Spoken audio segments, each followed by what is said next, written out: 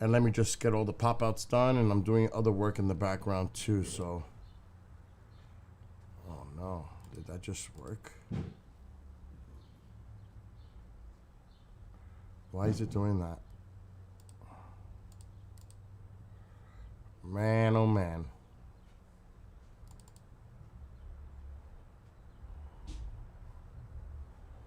I may have killed that file. Let's see what happens. Anyway. Let's get in here, send the messages out. YouTube. I was telling everybody. I was hinting it. There's big news breaking out in the UFO field. It's on the media. Chris DeParno just told me it was on News Nation. Elizabeth Vargas show. I'm sharing my screen. It's on the debrief. I couldn't talk about it. And that's what happens. And now you know. It was supposed to actually drop last week. But it's out now. It is out now. And we're going to read all about it. Because I haven't read the article. Because I've been busy all day. But Martin Willis sent me the link. Chris is calling. People are calling me. Fantasies at work saying, Bill, did you see the news? It's huge. About the whistleblower. Yeah. This is what I was telling everybody. This is what I was hinting to everybody. I knew about this for a while, but I couldn't say anything. But people watching, they say, well, this is why I tell people I know information that the public doesn't know. And when it comes out publicly, then I'll discuss it. Well, that's it. Now, you can take it for what it's worth, but that's a whistleblower that came forward. And this is what I've been talking about. That I couldn't get into details, but I was hinting about it. So, there it is. And I'm doing some work in the background, but I want to read this because I have not seen the Leslie Kane and Ralph Blumenthal article, and I'm not going to put it up yet until I read it. Because I want to read it. Obviously.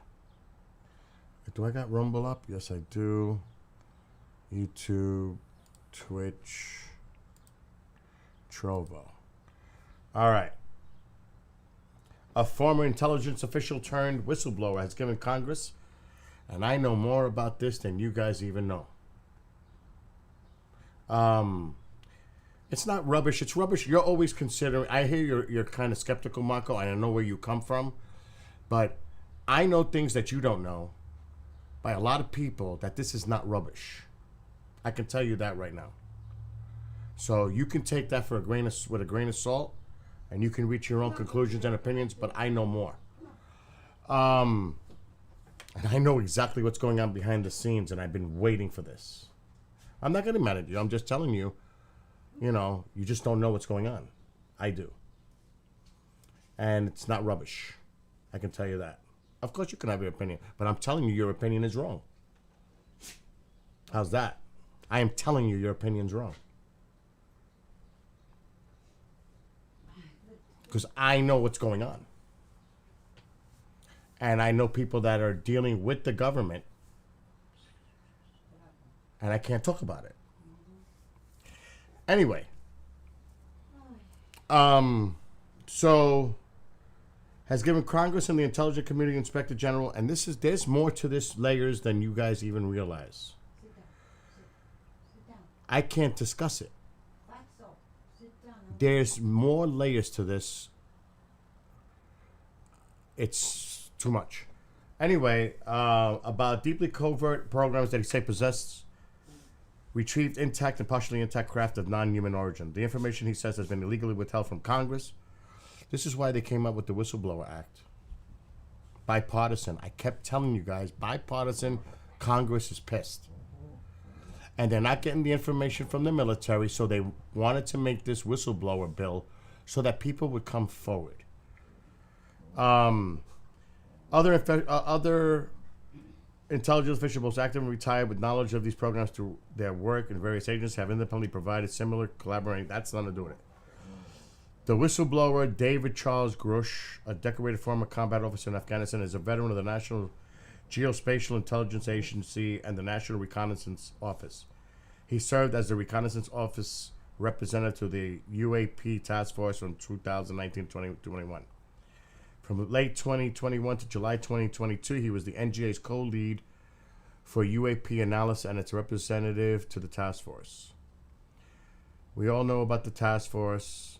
Grush said that the recoveries of partial fragments through and up to intact vehicles have been made for decades to the present day by the government, its allies, and defense contractors. Analysis has determined that the objects retrieved are of exotic origin, non-human intelligence, whether extraterrestrial or unknown origin, based on the vehicle morphologies and material science testing and the possession of unique atomic arrangements and radiological signatures. In filing his complaint, Grush is represented by a lawyer who serves as the original intelligence community inspector general. That's interesting. We are not talking about prosaic origins or identities, referring to the information provided to Congress and the current ICIG. The materials include intact and partially intact vehicles. In accordance with protocols, Grush provided the Defense Office of Pre-Publication and Security Review in the Department of Defense with the information he intended to disclose to us. His on-the-record statement were all cleared for open publication on April 4th and April 6th, 2023, which is about the time I found... Yes, around that time. I said a few months ago I knew about it. That's around the time because somebody told me. Grush disclosures and those of non-public witnesses on the new protective provisions of the latest defense appropriations bill signal a growing determination by some in the government to unravel a colossal enigma with the national security implications that has bedeviled the military and tantalized the public going back to World War II and beyond. For many decades, the Air Force carried out a disinformation campaign to discredit reported sightings of unexplained objects. Now, with 2 public hearings and many classifieds, that's blah, blah, blah.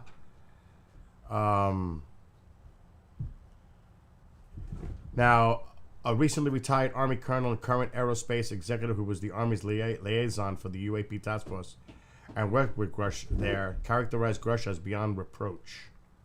Of course, Mellon is going to back it. Some insiders are finally coming forward for the first time. Another gentleman, Jonathan Gray, is a generational officer of the United States Intelligence Committee with top secret clearance who currently works for the National Air and Space Intelligence Center, where the UAP has been the focus. Previously, he had experience serving private aerospace and DOD. The non-human intelligence phenomenon is real. We are not alone, he said. Retrievals of this kind are not limited to the United States. It's a global phenomenon, yet the global solution continues to elude us. What is going on over there? Grush served for over 14 years as an intelligence officer, veteran of the Air Force, highly decorated. Grush was an intelligence strategist with multiple responsibilities who analyzed unidentified area phenomenon. So you could call him like a new Lou Elizondo, but with a lot more credentials. He prepared many briefs on unidentified area phenomena for Congress, spearheaded by Senators Kirsten Gillibrand and Marco Rubio, which I know more about that. What actually happened on the inside with the bill than people know. The provision states that any person with relevant information can come forward, blah, blah, blah, blah. They'd be protected. Grush asserted that UFO legacy programs have long been concealed within multiple agency nesting UAP activities and conventional secret access programs without appropriate reporting to various oversight authorities.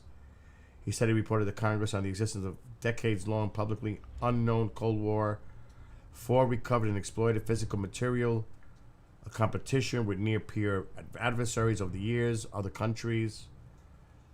So this goes on and on. I'll put the link in chat. This is the whistleblower that was blown up last week by someone. I don't understand it. It was like they wanted to be the first one to break the name of the person, the whistleblower, and come forward with it. I'm putting the link. What's going on with Lorraine? What the hell's going on in Canada? Oh my God. Travis messaged me last night and he said he had to go around the fire. It was detoured And he got home late. Okay, so remember, I don't know if you guys heard me. I said last week I spoke with someone high up. Tom and I did. And they said this is real. And this is what it was all about. Now, of course, you can say this could be a disinfo campaign. You know, everybody I would jump to that conclusion. Who knows? You never know. You never know. Could be part of a disinfo campaign. Because of the lack of trust. The lack of trust and deep state and conspiracies and all that bullshit that goes on associated with everything that goes on. So I get it. And I understand. It could just be a bunch of bullshit. But based on what I've known about this for a few months, the people I've spoken to, and that's why Tom Reed said the other night when I was here with him, and I said, Tom, you spoke to that person, and he had the same doubts. Is this the same old bullshit? And Tom Reed said, this is different. This is different. Now, I don't know where this is going to go, but like I said, I've been in communication with people that are in direct contact with congressmen and women. Let's put it that way. And it's not Lou Elizondo. It's not Chris Mellon. 30 years in business, making hats. What is that? Where did that come from? Where did that voice come from? Billy, I have the TV. Oh, no TV here. No, I'm going to TV. So, I understand, Mark. I wasn't getting upset. I get upset when I know what's going on, and then I see a comment like that, and it unnerves me a little bit because I know what the hell's going on, and I've been talking about this, and I couldn't say a word. Others decided to talk about it, and actually one person threw out the whistleblower's name, which even Travis and I were like, what the? So this is it. It's probably going to be all over the news, the media. Now let's see where this goes. I don't know. Is there going to be a congressional hearing? I would like to see a public hearing with this person testifying under oath, the non-classified stuff, because you're not going to see the classified stuff. I want to see this in a public hearing in front of the world, because everybody watches. And I want to see under oath him say this. So that I'll leave it at that. But Chris DePerno called me. People are contacting me. I said, Bill, look at the news. Have you seen it? Chris saw it on News Nation with Elizabeth Vargas. I told Mom to keep an eye on the other mainstream media outlets because a lot of them may or probably won't. Fox News might do it. I don't know about CNN. I don't know. So it's going to be interesting to see how this story develops, if at all. What's up, Jessica? What's up, Lorraine? But this is what I was hinting to people for a few weeks, and I said it's coming. It was supposed to come out last week. This is interesting because it didn't come from the Post. It came from the Times reporters, New York Times reporters, Leslie Kean and Ralph Blumenthal, which is interesting how it actually ended up in their hands because they were the ones that broke it 17? So that was Leslie Kean and Ralph Blumenthal. So they're doing shit for the debrief. Now, I don't know if this has made the rounds.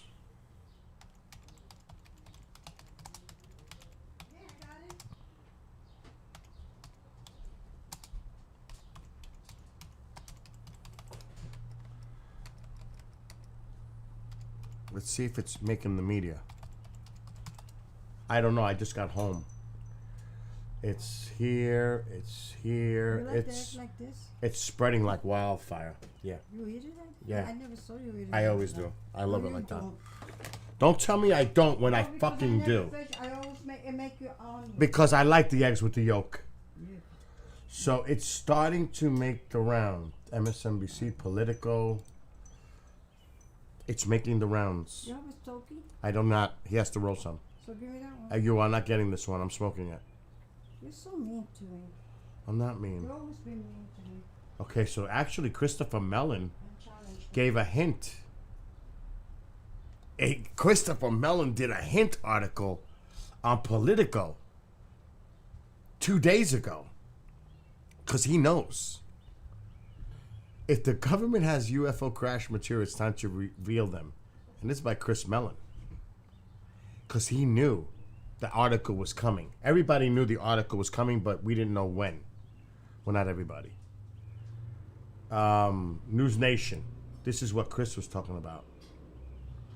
Military whistleblower claims U.S. has UFO retrieval program. Let's look at it. Why don't we? Wreckage recovered by the U.S. kept classified by a secret government program for decades. Tonight, a world television exclusive you will only see on News Nation. Welcome to Elizabeth Vargas Reports. Earning your trust. This is an hour ago. Not even. This just happened. UFOs exist. The U.S. government found quite a number of them, and they are indeed of non-human origin. Those are the explosive allegations from a former intelligence officer tonight in a whistleblower complaint that the Inspector General is taking very seriously. 36-year-old Air Force veteran David Grush is exposing what he calls a top-secret military program that has reportedly found wreckage of fully intact UFOs. The government now calls them UAPs, or unidentified anomalous phenomena. For years, there have been whispers and rumors that the government had aircraft of non-human origin. This report is the first evidence it might be true. The Inspector General has called Grush's complaint urgent and credible. Tonight, we have a world television exclusive interview with the whistleblower in which he claims we not only have the aircraft, but the government has been keeping much of it secret from Congress and from the video public. clips. News Nation senior national correspondent Brian Edgin is here with the story, and this is a blockbuster. It is a blockbuster. It's really hard to wrap your mind around this. I've been working on this for the past couple of weeks. I'm still having a hard time processing all of it. Over the last couple of years, it sort of became mainstream to discuss UFOs. The government has released videos. They've acknowledged that we don't know what some of this stuff is out there that we have on camera, but this really takes it all to another level. For the very first time, the world is about to hear from a former high-level U.S. intelligence officer who says the government has some of the unidentified craft in its possession. He is revealing these exclusive details about the secret government program. We're all going against the wind. The wind's 120 knots. Ignore these old videos. Wow. We have all seen these blurry videos of unidentified flying objects. Video evidence, if you will, that old tales of UFOs may not all be conspiracy theories. In recent years, Congress starting an official U.S. government unidentified aerial phenomena task force, recently renamed the All-Domain Anomaly Resolution Office, or AARO. And now in a News Nation exclusive, David Grush, an Air Force veteran, former member of that task force, and veteran of the National Geospatial Intelligence Agency, is formally blowing the whistle on secrets he says no one has ever shared publicly before. You are one of the most trusted former intelligence officials in the U.S. defense and intelligence establishment. Yes, I was. You were trusted with the most intimate secrets. Yes. Grush sitting down with award-winning investigative journalist Ross Coulthart, who's reporting for News Nation and has spent years reporting on the UFO question. What conclusion did you come to at the end of your time on the UAP task force? The UAP task force was refused access to a broad crash retrieval program. When you say crash retrieval, what do you mean? These are retrieving non-human origin technical vehicles, call it spacecraft if you will, non-human, exotic origin vehicles that have either landed or crashed. We have spacecraft from another species. We do, yeah. How many? Quite a number. You're kidding. No. I thought it was totally nuts, and I thought at first I was being deceived. It was a ruse. People started confiding in me. They approached me. I have plenty of current and former senior intelligence officers that came to me, many of which I knew almost my whole career, that confided in me they were a part of a program. They named the program. I've never heard of it. And they told me, based on their oral testimony, and they provided me documents and other proof that there was, in fact, a program that the UAP task force was not read into. Grush alleges the U.S. government has recovered non-human craft for decades. He's filed a whistleblower complaint saying he gave what he calls the classified proof to Congress and the intelligence community inspector general. News Nation has confirmed David Grush's credentials and resume. We've not seen or verified the alleged proof he says he's provided to investigators. He says he can't show us the proof for national security reasons. He also tells us he's not seen photos of the alleged craft himself, but has talked extensively with other intelligence officials who have. If you're right, if you're telling us the truth, everyone, the entire American public, has been lied to for decades. Yeah, there's a sophisticated disinformation campaign targeting the U.S. populace, which is extremely unethical and immoral. You are saying to the human race, for the first time, an official intelligence representative at a high level from the US government is saying publicly, we are not alone. We're definitely not alone. Absolutely, the data points empirically that we're not alone, yeah. Do we have bodies? Do we have species of Well, non-human? naturally, when you recover something that's either landed or crashed, sometimes you encounter dead pilots. And believe it or not, as fantastical as that sounds, it's true. It's also harder for people to wrap their minds around the concept of a crashed object from somewhere else. It's easier to accept that, yeah, we see things in the sky that we can't explain. Journalist Leslie Kane broke Grush's whistleblower story this morning in the debrief. Ms. Kane's career has been mainstream and credible, having written a series of reports on UFOs in the New York Times dating back to 2017. He has the credentials, but there's no documents that he's handed over. There's no pictures. And as a journalist, you want to see documents, you want to see pictures. Does that raise a red flag? Not at all, Brian. I mean, you mean documents that actually describe the craft? Correct, yeah, like government documents, or to be able to see it for ourselves. Of course, don't we all want that? And the problem with that is all of that information is classified. You know, as we said in the story, everything that Grush told Congress and told the Inspector General of both the IC, the Intelligence Community Inspector General, and the Department of Defense Inspector General, all of that information is classified. In 2017, Kane reported exclusively in the New York Times that the Pentagon had a secret UFO program. 3 years later, the Pentagon confirmed her story. Her latest report is even more explosive, but Kane says she has multiple sources who back up Grush's story. I believe it because of all the sources I have who have told me the same thing. So who am I to doubt these very, very high-level people who have been inside these programs for decades, have done their work, and are all telling me the same thing? I mean, I don't think there's some kind of conspiracy among all these people who don't know each other to make something like this up. So I've got to be blunt about this. Yeah. You're not making this up. This is not a lie. No, absolutely not. Because everybody watching this right now is looking at your face. They're going, is this guy for real? I am for real. And I'm sitting here at great personal risk and obvious professional risk by talking to you today. And just within the last 10 minutes or so, the Pentagon has released a statement to News Nation about this report. They say to date, AARO has not discovered any verifiable information to substantiate claims that any programs regarding the possession or reverse engineering of extraterrestrial materials have existed in the past or exist currently. AARO is committed to following the data and its investigation wherever it leads. AARO, working with the Office of the General Counsel and the Air Force Office of Special Investigations, has established a safe and secure process for individuals to come forward with information to aid AARO in its congressionally mandated historical review.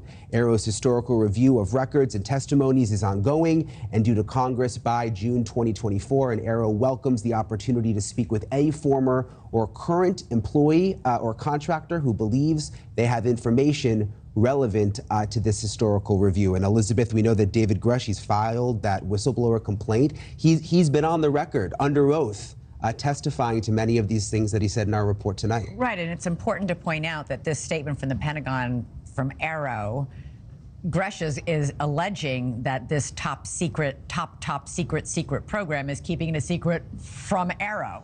So. Yeah, exactly. And if Gresh is, what he's saying is true, you know, the spokespeople, all of those folks at that level wouldn't even know this was going on anyway. All right, I got to ask you, you know, he has a compelling story to tell. Very little of it seems like firsthand knowledge. Isn't he just repeating what somebody else has told him or somebody else has showed him? Yes, that is what he's doing, but he says he's talked to a number of people who are in very, very high-level positions. He also had basically the highest level of classified material information that he was able to receive. We went back and checked over, you know, his history, all of his credentials, check out completely. Unfortunately, there's in addition, a couple people have come forward publicly to vouch for him, people who are high-ranking. They have, and this article first came out this morning, and I think it's interesting that, you know, there hasn't been any sort of effort to discredit what he has said either from the Defense Department. So interesting. So what happens, you know, and have we had any reaction, by the way, from members of Congress who have been taking this seriously in the last couple of years? We've seen congressional hearings, we've seen NASA's hearing just about a week ago on UFOs or UAPs, whatever you prefer to call them. We've seen the DNI give a briefing to the White House on this. We've been hearing whispers and rumors for years. I remember even former President Trump, when he was in office, sort of saying, oh my gosh, if you knew what I knew about UFOs. Yeah. So there's always been this intrigue. There has, and think about it, Elizabeth, if you go back 15 or 20 years, if we were sitting here talking about UFOs, people would think that we were nutty. Now it's gotten to the level of where it is somewhat accepted because the government has come forward to a certain extent and acknowledged that there are these videos that exist. The Navy has released the videos themselves and said, we're not sure exactly what this is that we're seeing. Of course, what Gresh is saying really just sort of takes it to the next level. Boy, it sure does. It's almost impossible to believe. All right, Brian Nenton, thanks so much. Okay. Now, I'm going to get into it a little bit more, but being very careful. That's a bunch of bullshit. I got to think of what I'm going to say. And yes, I do know. It's not like I'm pretending to know.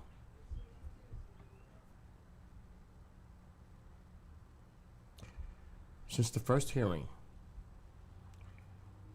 wait, I better be careful what I say. Oh my God.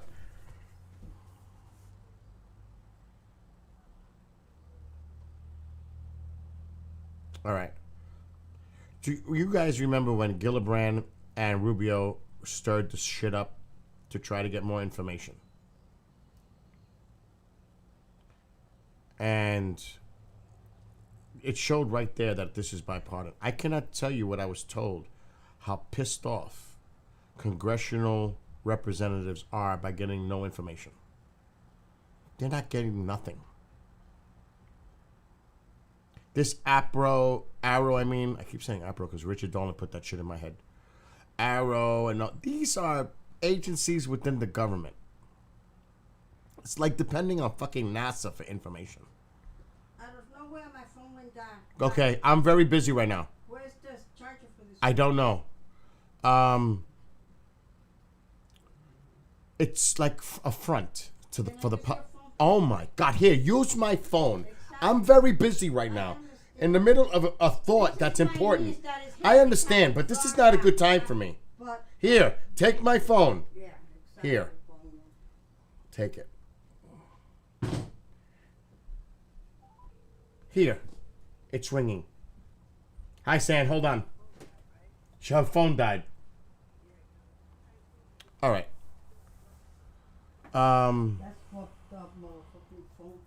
Don't depend on NASA for nothing. A NASA announcement might be that they found signs of life, microbial life from the past on Mars. If you're looking for news from NASA, it might be something like that. Don't expect anything big from NASA. I can tell you that right now. So, no. Bullshit. No big announcement. Their big announcements, they always say they're going to have a big announcement. It ends up being bullshit. It's like, get everybody's attention, and then it's like, that's your big news? If anything, it's going to be maybe about finding signs of life within our solar system somewhere, likely Mars. I'll tell you that right now. And I've been told that myself by other people. But that's not what I'm focused on at all. Not NASA, not Arrow. Okay. So, I'm being careful. So, like I said, they were getting frustrated from the lack of information. The military branches were not providing. The Congress folks felt like they're not getting nothing. So how can we do something to get the information that they have that they're not giving to us? Well, Gillibrand and Rubio and some others, with the help of, with some help, crafted the whistleblower bill. And it was bipartisan.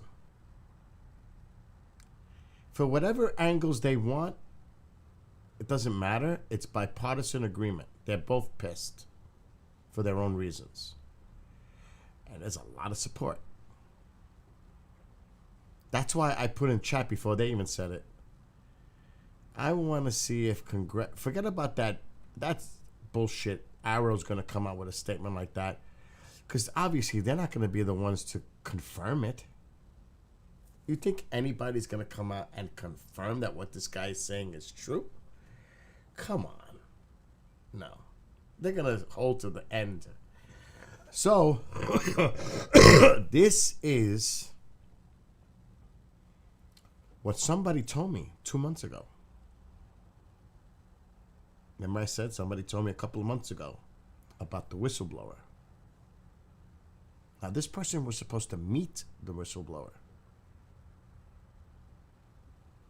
And I'm sure that person may still be meeting the whistleblower. It may have happened this past weekend. But now, it was like everybody got freaked out when somebody went on a podcast and put out the whistleblower's name and some other name.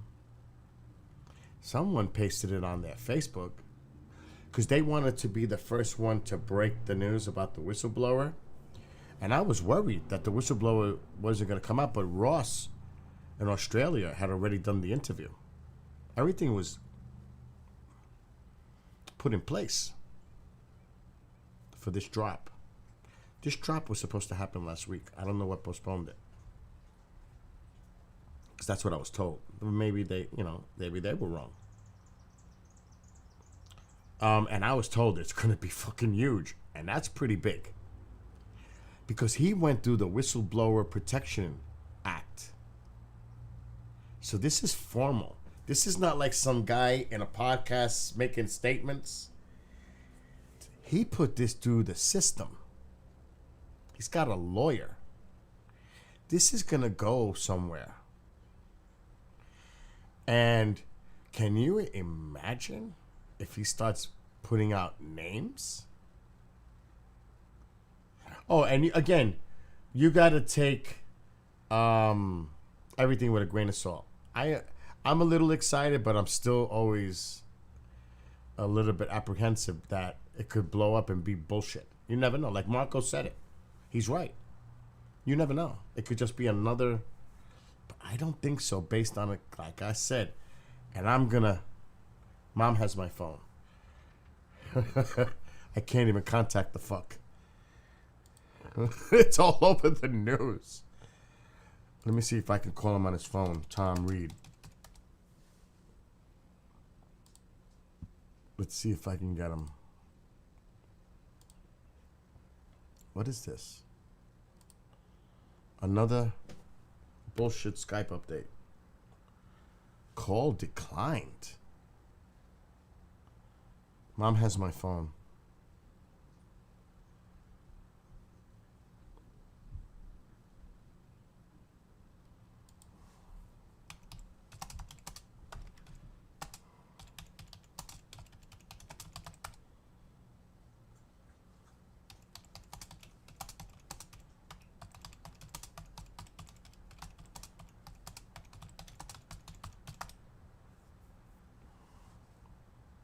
Why did he hang up at me? Because I'm calling him through Skype. That's why. Because he's my witness. We talked to a high-level person together.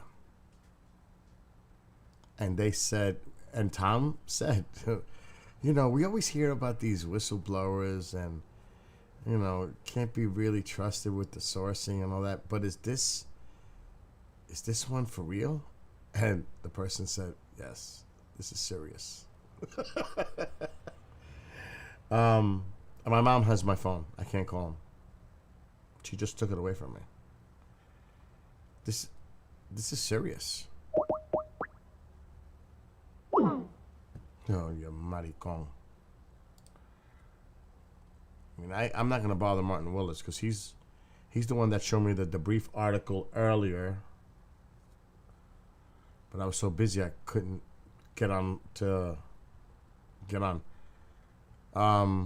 I don't need Skype credit. There's another way to do it, Andy. You just got to figure it out.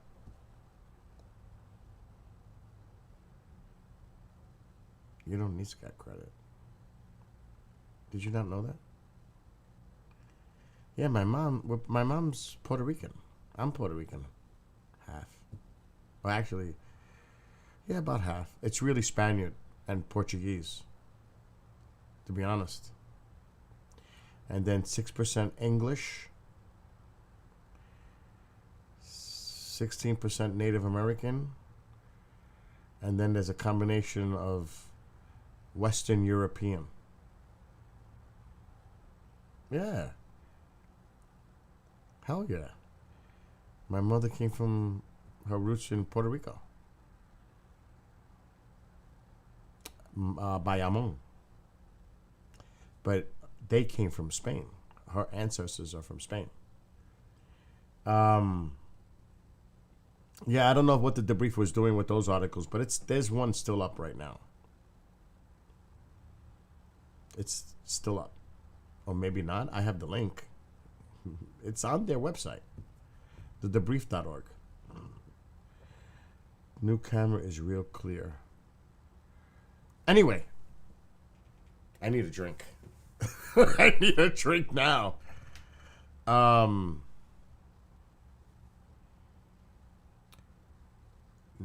we need to see where this goes. Peter is a rebroadcast. It's not live. Fantasy. I watched the news thing with that Rose Report shit. That wasn't as glorious as I thought it was going to be. Well, you should have watched what we just watched from News Nation.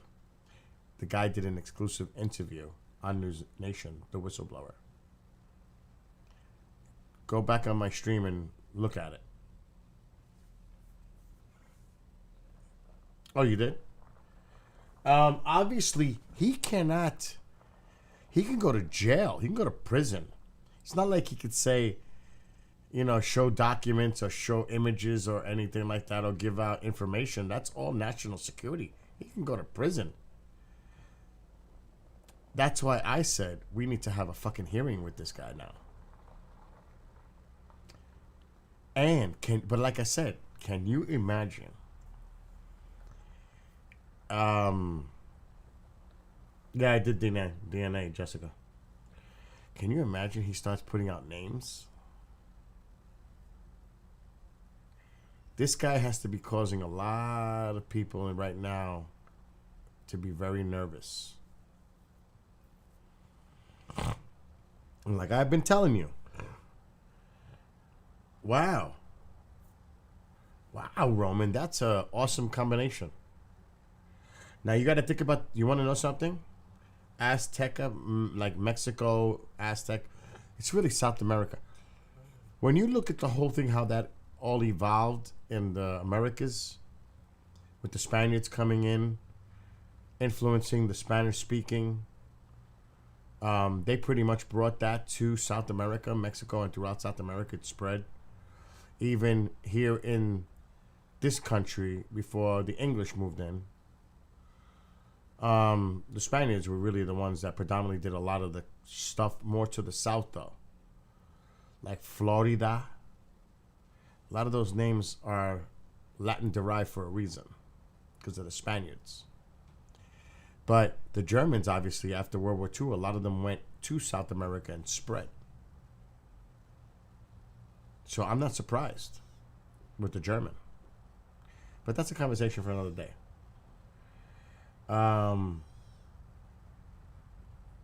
So, because I have a little of that in me too.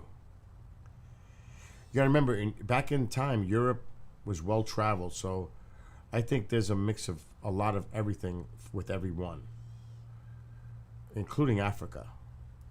I mean, people could be in denial of it, but somehow, some way, there was so much cross traveling all over the continent, and through time and ancestry, there are intermingling with other nationalities. But again, let's get off that.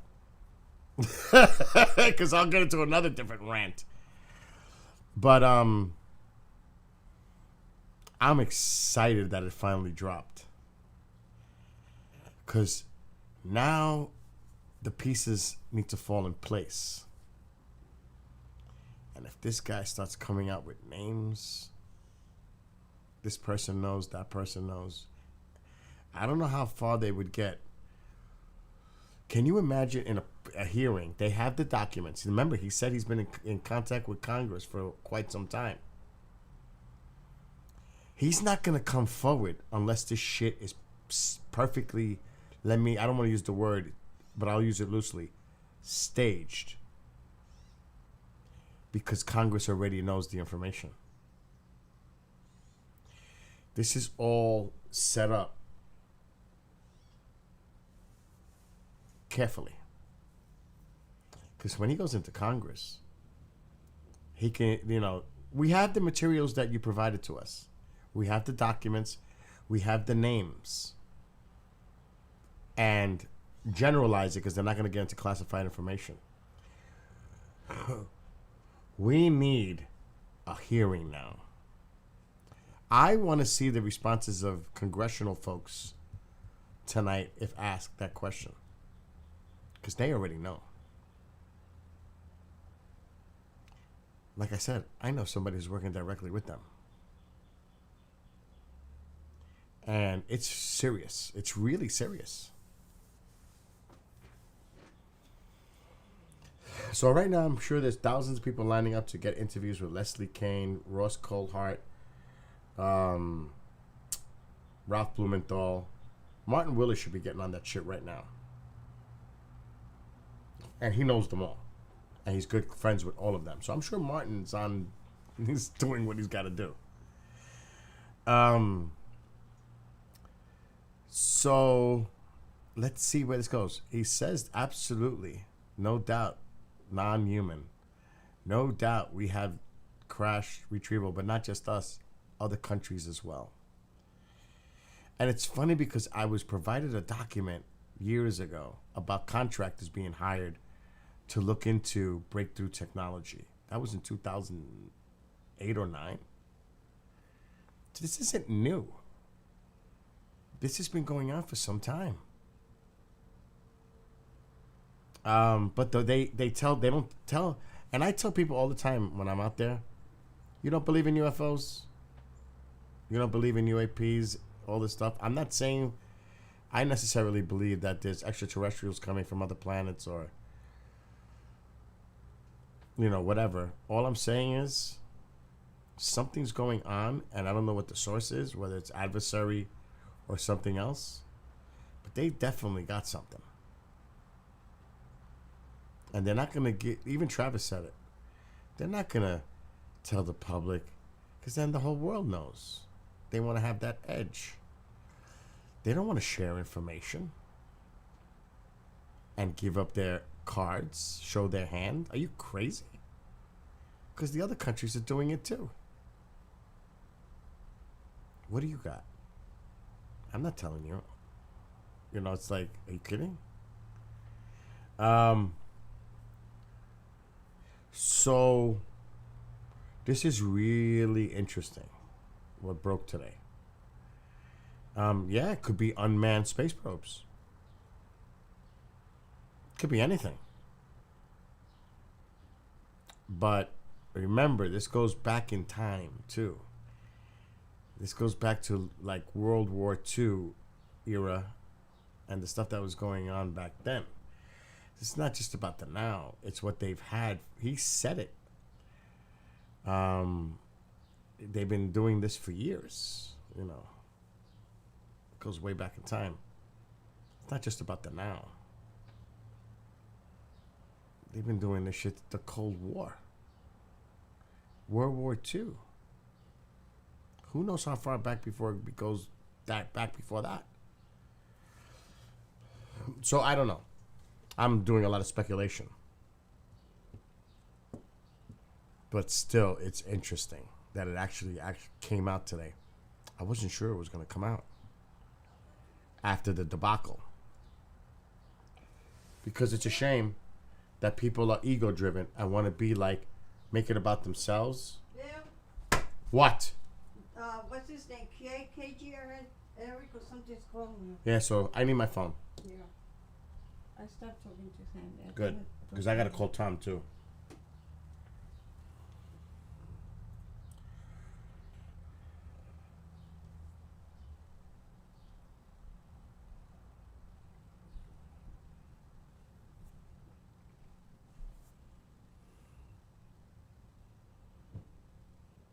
Okay, look for...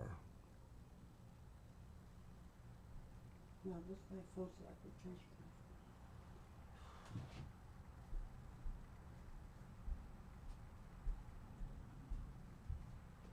These are the musicians.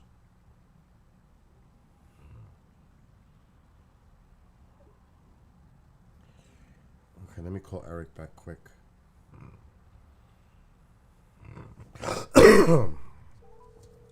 And warn him that I'm live. Just so you know, I'm live right now. Is anything important that we need to talk to? No, you're good. Things are just calming down. I was just calling to say hello. Dude, the whistleblower shit is public today. Send me the info on that when you get it. It's on the debrief.org. Go to the debrief.org. All right. Okay? I'm live right now. Okay, I'll go check it out right now. Later, bro. Love you, brother. Bye. Bye.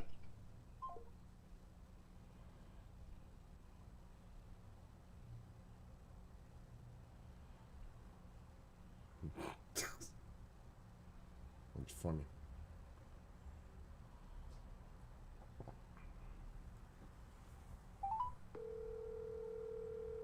Hey, V. But I kind of snapped at Marco, and I was wrong because I understand. We always get fooled, and it ends up... What's up, man? Dude, it broke. The whistleblower came out. Oh, wow. No way. What happened? I'm live right now, just so you know. Mm-hmm. So people could hear you. Dude, it was funny when you sent me that GIF. And you forgot your fucking guitar. I hung out with Travis yesterday for like 8 hours. We had a good time. Yeah, man. Like I said, man, he's pretty social when he's not focused on work or. Yeah, we were joking around the whole day. Oh, fantastic! Listen, remember what? Don't say it. Remember what the person told us when you said you were skeptical about the whistleblowers and they end up being a dud and all them, not so sure what the heck this is all about. And then that person said... More times than not, yeah. But then that person reassured you that this is serious and it's real? Yep, I remember staying in your kitchen. Yep. Look up this on YouTube, News Nation whistleblower. They did an exclusive. Ross Coulthard from Australia did the interview. Fantastic. So okay. It came out, Tom. It did. It finally dropped. That's fantastic. News Nation? Yeah, just put whistleblower. Okay. It's going to be the first thing that comes up. Elizabeth Vargas was the host. Okay. Mike says hello from Mass. Oh, cool, man. Just tell me said hello. Hey, also, I guy got fired from Fox on there. Tucker. Tucker's on News Nation now as well, correct? I thought he was doing something on Twitter. Oh, maybe he is. Okay, I'll look it up right now. Dude. Yeah. Call after you watch the whole interview. Call me back and tell me what you think. Yeah, well, I'm gonna jump in the car here a little bit. I gotta meet somebody in All right. 15 minutes, but I will. How was the doctor? Oh wow! So Don't get into specifics. I'm live if you don't want to get personal. Oh no! So they're gonna try a less abrasive operation first. Okay. So that I'm not. The operation to replace both my ankles.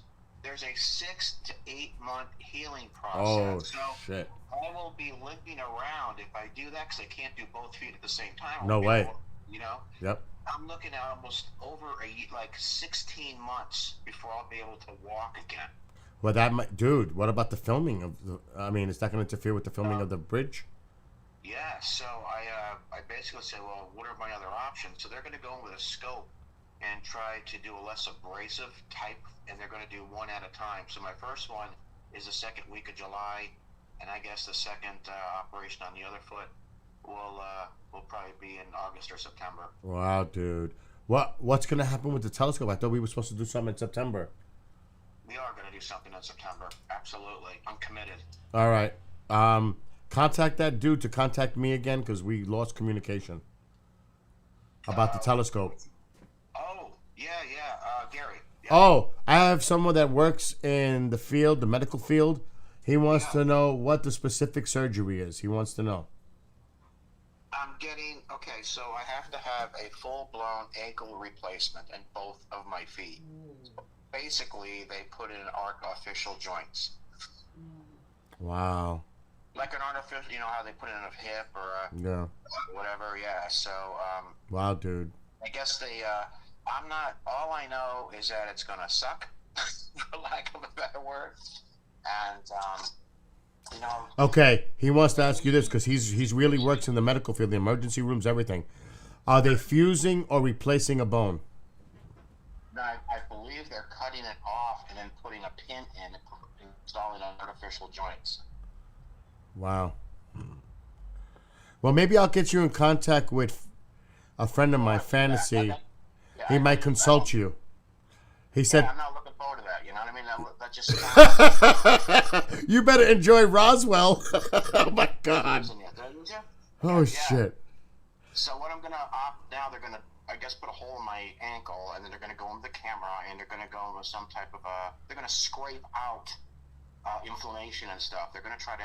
I got bone spurs in there from when it broke, and so they're gonna try to remove them via a camera and some surgical tools, so I can keep my ankle. They're just gonna try to clean up around it, and then give me these shots. They're actually the membrane of a rooster, I guess. You know how it's like this synthetic cartilage, and then they kind of lay that in there. So that's what I'm opting for. So it's been, you know how you get the cortisone shots, and that kind of yeah.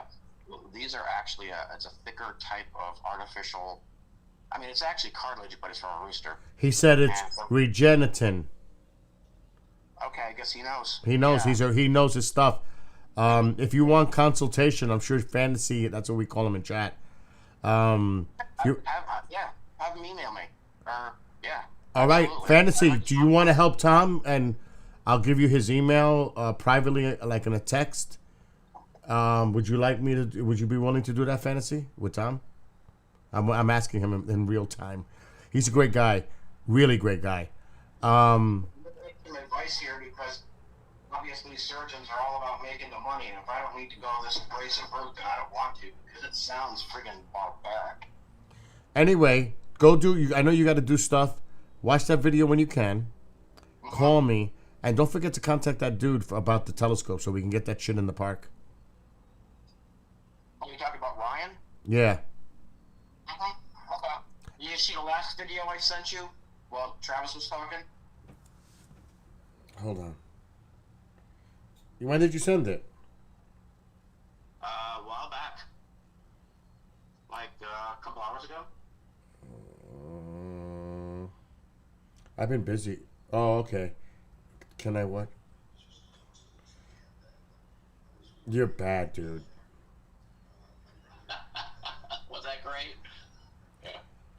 It's freaking Steve.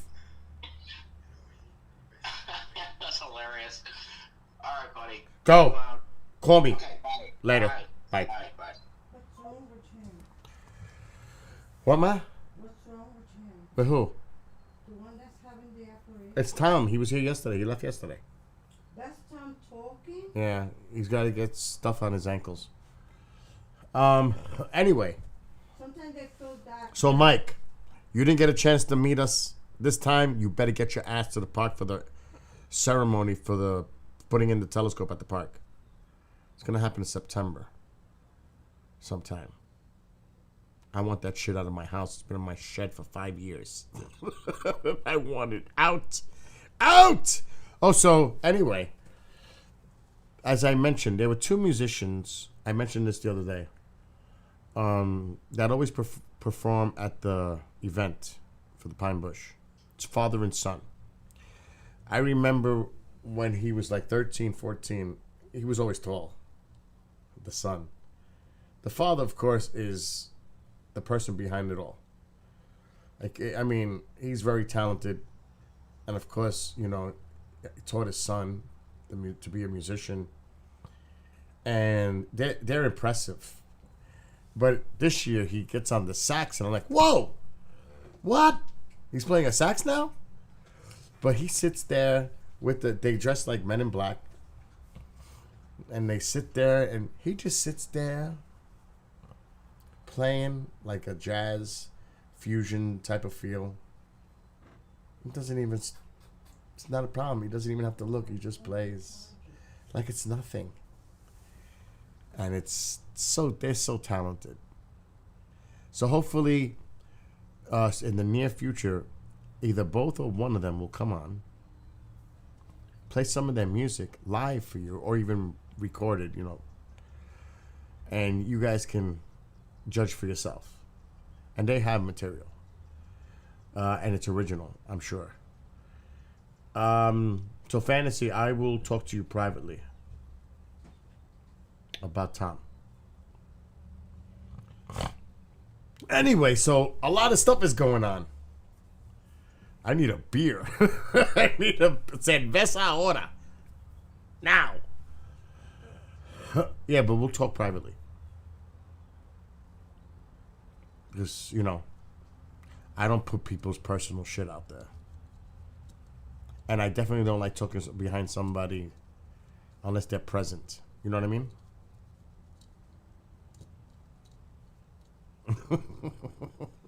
And it's also PPP time. I'm off tonight.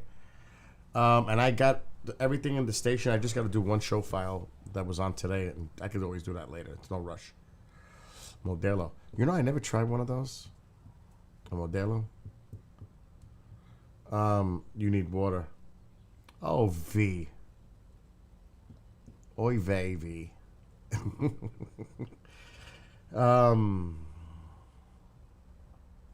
I never tried a Modelo.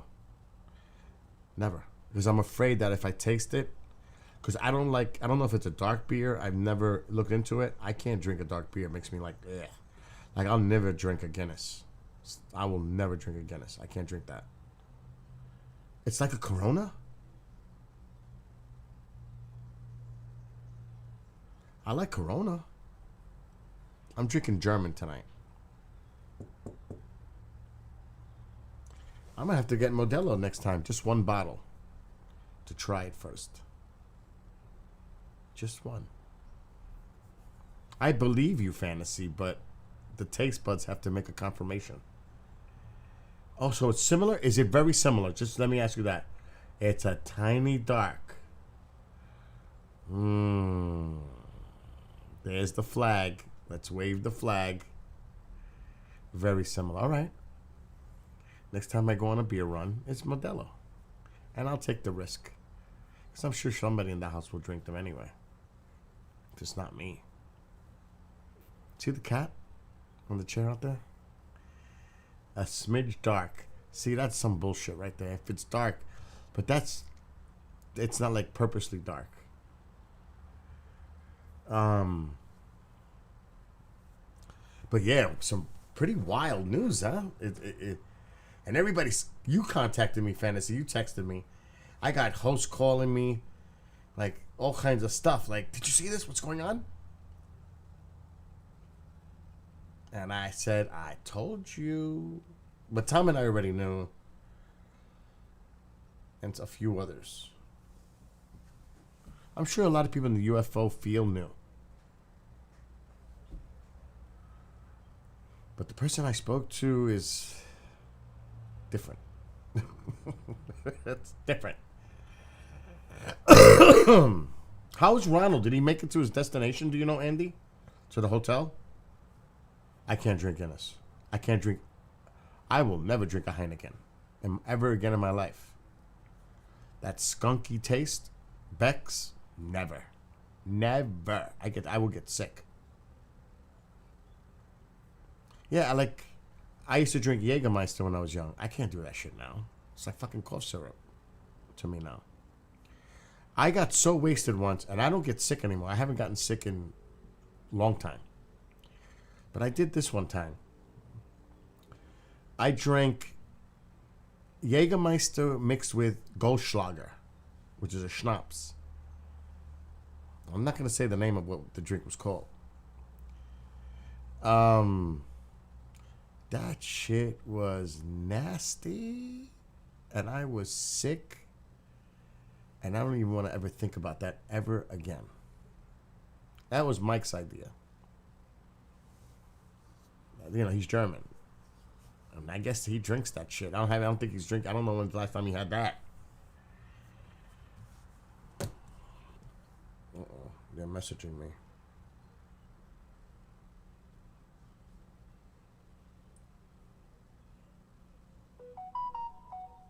Nothing important.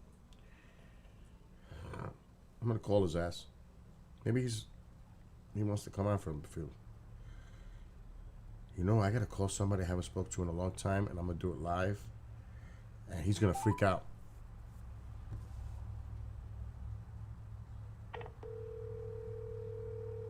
This could get interesting.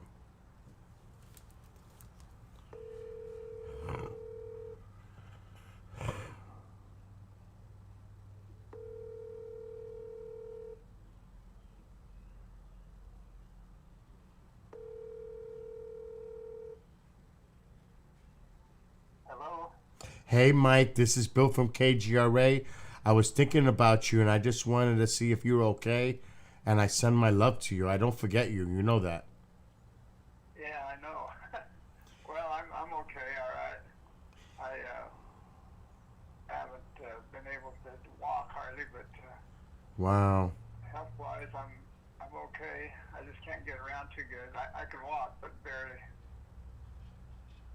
So how are you doing? I'm doing okay. You know, still doing the KGRA thing, and I saw a clip. I seen a clip, and I was thinking of you. I don't know what show it was.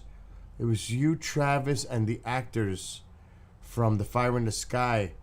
And you know what? I didn't realize how much you went after Philip Glass and how courageous you were to take on that asshole.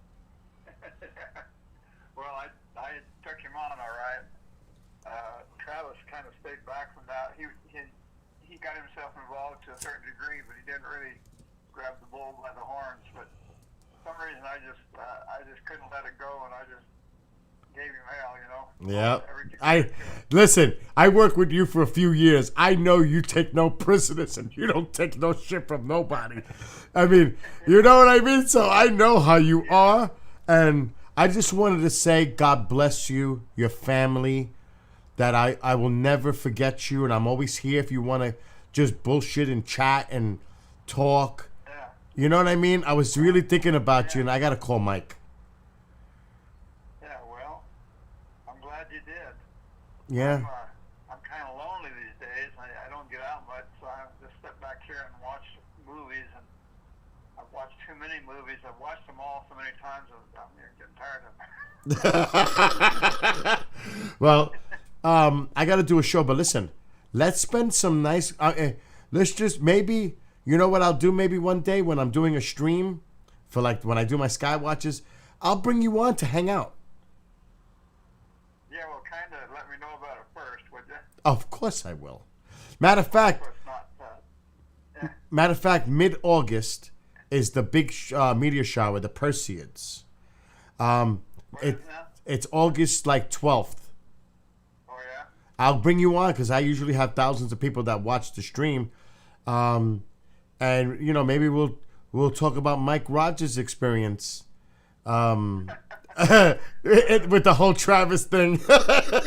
I mean, you know, you had your role, of course, in the vehicle, driving the vehicle, and everything else that went on afterwards, with the sheriff and the asshole, and you know all that polygraph nonsense. You know what I mean? You went through hell. You and the guys went through hell. Steve and Dallas and all the other. You know what I mean? So you have a story too.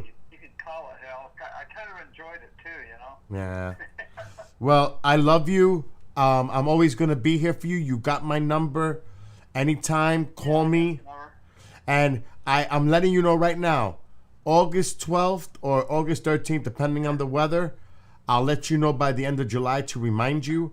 I want you to come and hang out with Bill. Okay, sounds good. Hey, Mike, are you still connected with like the computer with a camera or? Oh, you know what? I just thought of that. At the moment, I'm not. All right. My son was all fixed up with that stuff, and he left here about 3-4 weeks ago, and I haven't done anything about it since then, so I'm not hooked up that way yet. I could always call you. I could always put you in through the phone and people could hear you. No big deal. I could do it on the phone, all right? Yeah. I'm not. I don't have the web right now. Oh, wait a minute. But I could. Just I haven't got through it yet. How is your granddaughter, that brilliant granddaughter of yours? Oh yeah, she's at the time she was bigger than her britches. She's only 12 years old now. Wow. But, she has already decided that she's an adult, and she's putting the makeover on her dad and her mom both, and they're going along with it. Oh my God. Age 12, she's on her own. Can you believe that? Oh my God. Well, if you see her, tell her Bill at KGRA said hello. Okay, I'll do that. And if you ever get... She remembers all that. Oh, she has to remember when she did her little pieces on the show when you were doing the show on KGRA. Yeah. She has to remember. Yeah, those were cool. I wish we could have continued them, but we didn't because of the situation at the time. Yeah. Well, listen. COVID thing and all that. If you get bored anytime, I'm here. Okay. And I'll be in contact with you. Go ahead. Sometimes I get so lonely. I just need to talk to somebody, and I don't want to. Certain people I don't want to bug because they don't like to be bugged. But yeah, you bet I'll give you a call. Yeah, you can bug me. How's that? Yeah. Okay. Well, listen, I'm going to call you because I'm going to be busy in the next few weeks. I'm going on a paranormal investigation. I'm going to Roswell. I've got a lot of stuff going on, like till the mid-July. But if I don't hear from you, I will call you like after 4th of July to remind you about August. Sure. All right. That's good. Listen, Mike, my love to you always. You bet. You too, man. Have a great night. I really enjoyed those shows where you came on, with me, and we did it together. Yeah. Those are cool. Yeah, and I know if anybody was a producer that did your shows, I'm probably your favorite. Oh, hell yeah. Well, of course. I mean, the only other person that ever did them, was Cobb, and I had that with him in the end there, and that's what ended it. But, yeah. It is what it is. Mike, it is what it is. Life goes on. Yeah, that's right.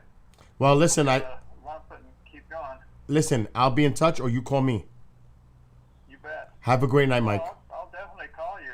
You're inviting me to, so I'll definitely do that. Oh, I'm definitely inviting you to call me anytime. Yeah. All right, Mike. You have a great night. Well, have a good show. We'll see you later. Later. All right. Bye. Bye-bye. Do you know who that was, right? Obviously. Do you guys know who that was? That's Mike Rogers. The other big component of what happened in Fire in the Sky with Travis. He was the crew leader, co-crew leader with Travis. The two of them were like in charge of the crew. And he's the one that was driving the truck. That's Mike Rogers. That was just on the phone. And he's lonely. They're getting older. And my heart goes out. You know. And we had fun at times during the show. When he was on KGRA. You know, I think it's important to reach out sometimes and touch people. And look, he's lonely. He needs someone to talk to. Well, I'm here all the time. I'm a big mouth. Call me. And I'll bring him on. You guys will hear Mike Rogers. Maybe a lot of people have never heard his side of the story of what happened. And he and Travis had another sighting. That's not the only one. Kevin. Oh my God. You guys are bad. You know that? You guys are just straight up bad. In a good way. In a good way. Is there such a thing? I don't know. You call Ronald when you're bored? Oh, Jesus Christ, V. Really? Seriously? Ron Squatch is your release? Actually, he had a great time here. He said it was the best time he ever had. He's already talking about next year. Because he knows my plan for next year. He goes, I'm coming. And I told him I'm going to keep it light again. I'm not going to have 1,000 people here. It was so smooth. It was so nice. I was much more semi-relaxed. Because I'm never relaxed. It's just too much commotion. And the station's good. Thank God. You know, everything is good. Because that was like 3 days. Actually, bullshit. 5 days, Chanel was running it Wednesday and Thursday. And then I loaded it with some pre-records. And there was live programming going on during the weekend. But I didn't do it audio-wise, but it was on video. And I set it up. And it's uploaded. Rumble, whatever. So I wasn't like I did nothing. I was still... Matter of fact, when I came home after dropping Travis off last night, I did dead air. And I was exhausted. But I still did the show. But Tita could tell you, I was like, I can't do this. I got home in time. I've got to do this show. It's my job. And I did. But I was dead last night. And my voice is kind of going because I'm so tired. But I feel a little better. And it's early. It's not even 8 o'clock. It's cloudy here, so there's no Skywatch. Not tonight. Tonight's just a hangout night. And I'm going to have a few cervecitas. Right, Roman? So that's my plan, at least. Just hang out with everybody and just enjoy the night. And that's all I'm going to say about anything else, because I'll get in trouble. You know, it's like, I swear I wish. It's like I'm dying to tell people what's going on, but I can't. And you know how that sucks?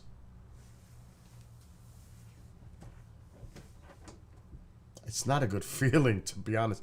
Like, there's something going on. There's actually a lot of shit going on that I'm really excited to be a part of. And it's not the... Oh, no, let me not say it like that. I definitely am excited to go with Dead Air, Ken DaCosta with Rise Up, to the Shanley Hotel next Friday for a live investigation overnight at that haunted hotel. I'm excited. And it will be live on KGRA, 8 o'clock Eastern, Friday 16th. But I'll be there. Chanel, shit, I'm not going to do that now. I forgot to tell Chanel if she could do that night. Because I can't do it. I'll be there. How am I going to produce while I'm in a live? I don't think so. But there's something else coming up in the near future that I'm going to hopefully get there in time to be a part of and go on site. On site. In an ongoing investigation for evidence of something very well known in ufology. And that's the best hint I can give without giving details. And I hope to. Oh shit! What time is? I can't call my other huge contact. I can't call. It's too late. Actually, I can, but I can't let you guys hear it. This is top secret. This is like top secret.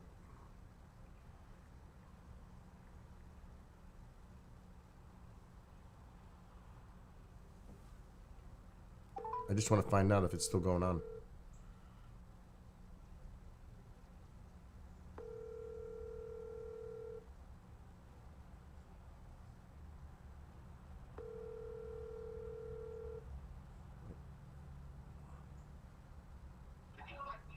Hello?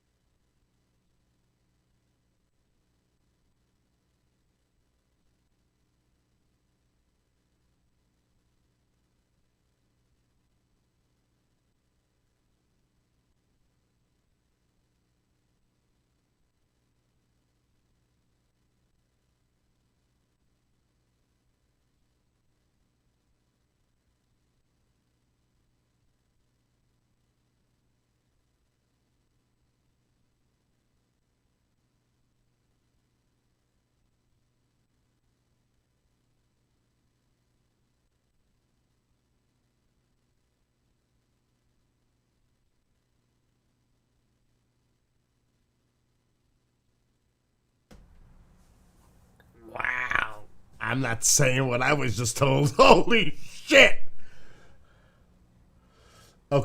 Oh my God.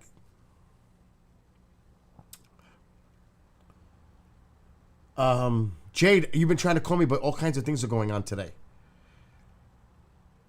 There was a lot of people involved in this.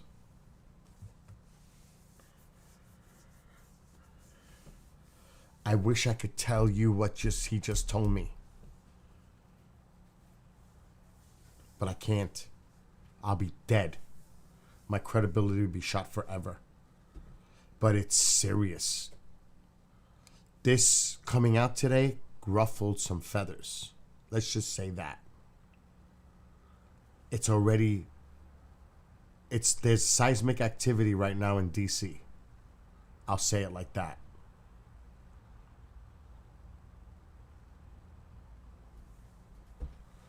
Holy shit. So the location that we're supposed to go to, they're still negotiating. I better not say nothing. I'll stop. I can't. Fuck.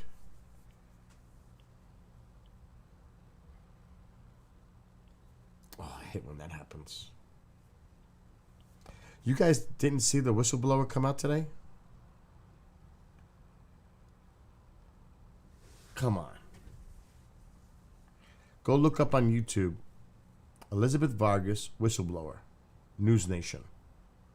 Ross Coulthart did the interview. I need a beer. Screw that. I need a beer now. After what I was just told, I need a beer. I need my bottle opener. How the hell do you guys open up a bottle with a lighter or... What's up, X? Oh no, I almost knocked my contact lens out of my eyeball. Oh, the Marines. Dude, it's serious. Oh my God. What I was just told, it's fucking serious. Oh my God. And the thing is, you have no idea what's coming. By August. Where's my freaking bottle opener?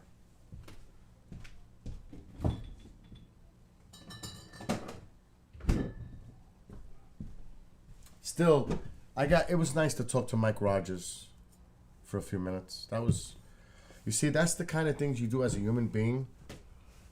He's lonely, like he told me. It was nice just to speak to him and know that he has somebody to talk to if he needs somebody to talk to. You know? He said he can barely walk.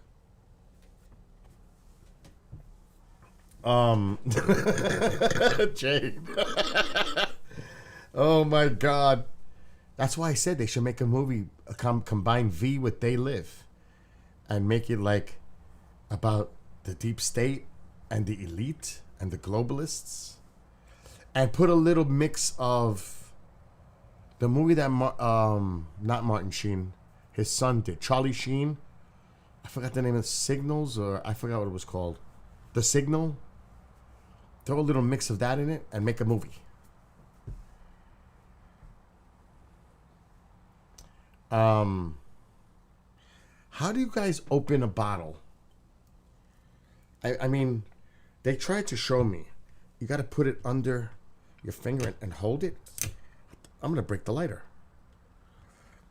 How the fuck is that done?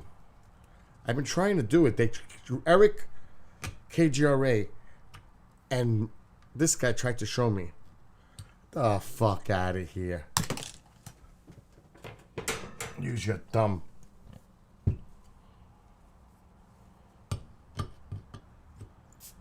That's a lot easier. How's that? Yeah, like bang it on the table.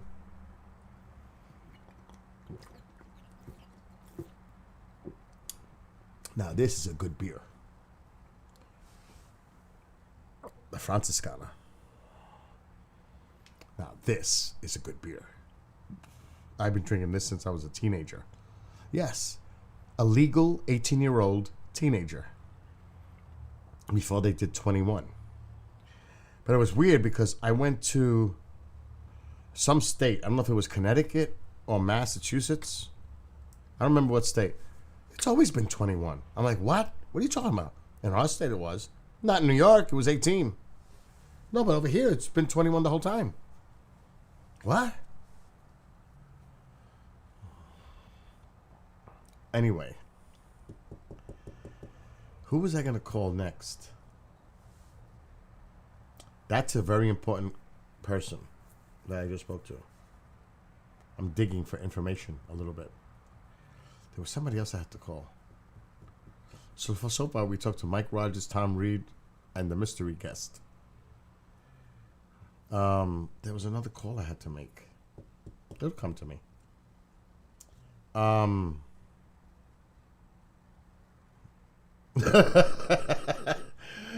my God. And Mike's gonna, I mean, you all know what Travis says about his experience. So for the Percy's meter shower, for a little while, we're gonna hear Mike Rogers' side and his experience of what happened. I think that a lot of you may not be aware of his side. Roman, it's about time you came back. Well, you see, I don't stream. It's my fault. I hardly stream on YouTube anymore because I'm on Rumble, Trovo, and Twitch. And I can hear music and hang out. You know, all that. And I can relax, play music, skywatch, game. You know, YouTube doesn't make it easy with their guidelines. And I get it. I understand. So YouTube, I understand. And I follow the rules. But it's when I need to do something else that I have to say goodbye to stop the stream on YouTube. That's all. It's like sayonara. I cannot do it here, so I have to go elsewhere.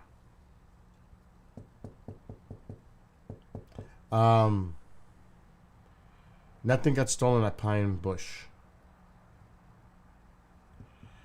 No. Everything worked out great. Pine Bush was great. Ronald had a great time. And I'm happy for him because anybody who drives 1,200 miles to somebody's house for an event and spend the week better have a good time. I drove all the way over there. It better be good. And he was, you know, he got to hang out with Kathleen Martin and Travis and, of course, here with Tom. He had a ball. And then he met, you know, he met the host of some of the people that are on his network, Earth Radio. Like he met Anthony Simonelli. He was talking to Ron Iacovetti, Lourdes, and Maureen, Alan B. Smith. So Ronald had a great time.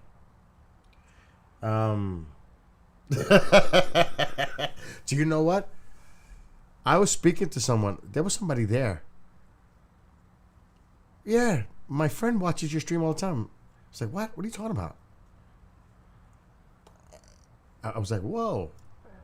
But some people have it in the background just as background. I was like, what? I think Mike told me that, and Chantal, that sometimes they have it playing in the background. What's Bill gonna do next or some shit like that? It's like, is Bill live? It's funny. There was another important call.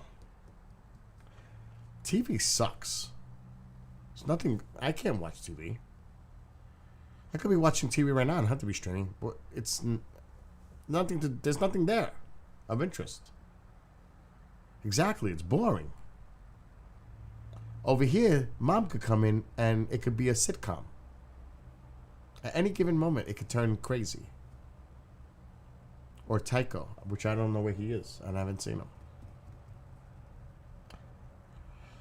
Hold on, I gotta mute just in case Marco's watching about the lights.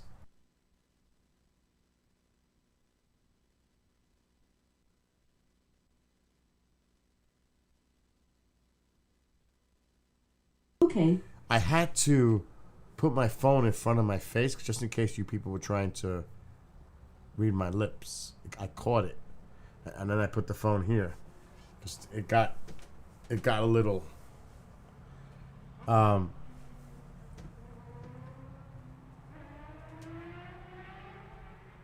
it got a little interesting. Marco, thanks. See, Marco, I was thinking about you. Right now I'm watching TV, and some guy in a KGRA hat keeps looking out the window.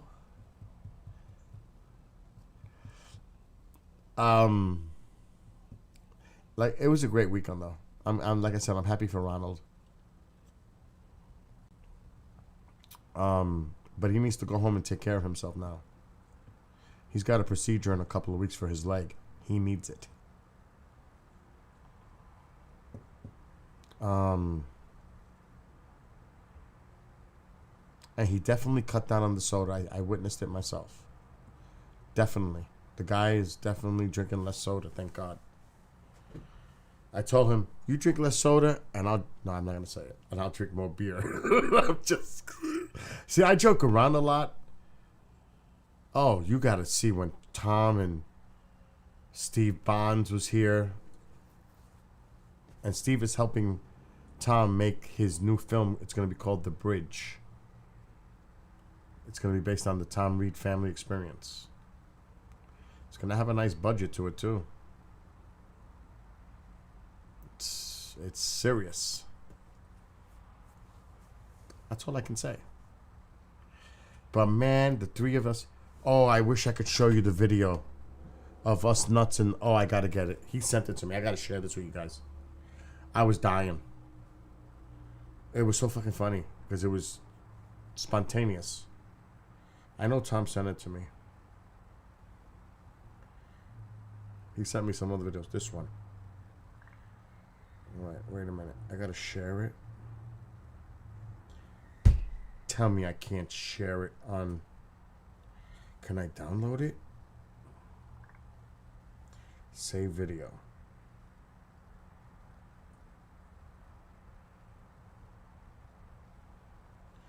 Okay, now let's see if it's on my phone. There it is. It's only 17 seconds long. Now I could share it to my Skype. This is driving to pick up Kathleen Martin and Travis. It's Tom, Steve, and myself. I'm driving. I got it. Now I gotta download it.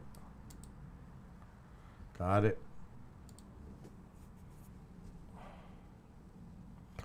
Like, we had nothing else to do in the car.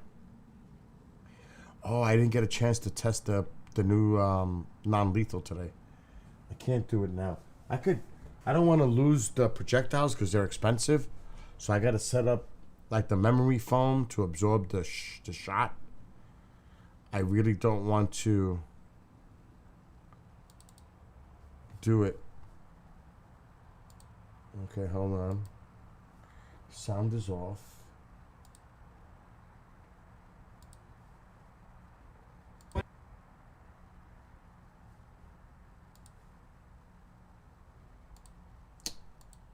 Come on, son of a gun, it's not loading.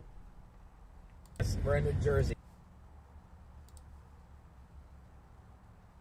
My cousin.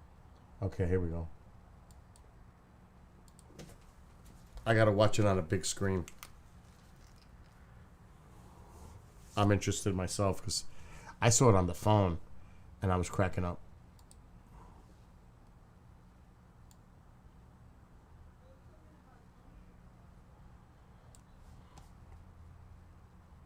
My cousin Janelle, we're in New Jersey, right? Where are we? We're in Newark. We're in Newark. Yeah. All right, Steve, say something stupid like normal, like you normally do. Oh shit! Oh yeah. Hey, watch this.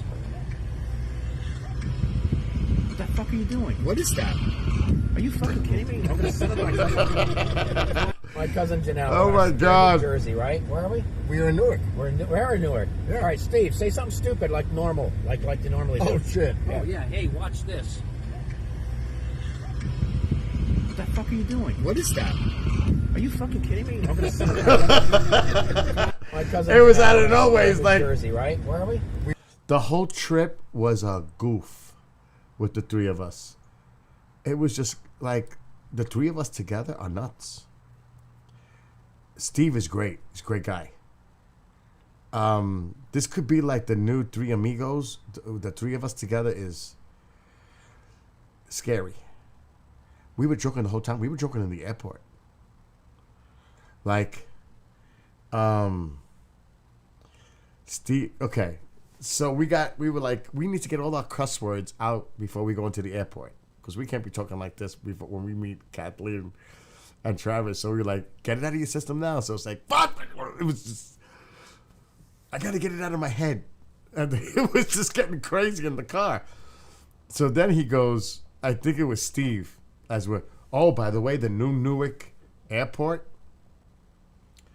it's a combination of a Jap design, European design, Asian design, Middle East design.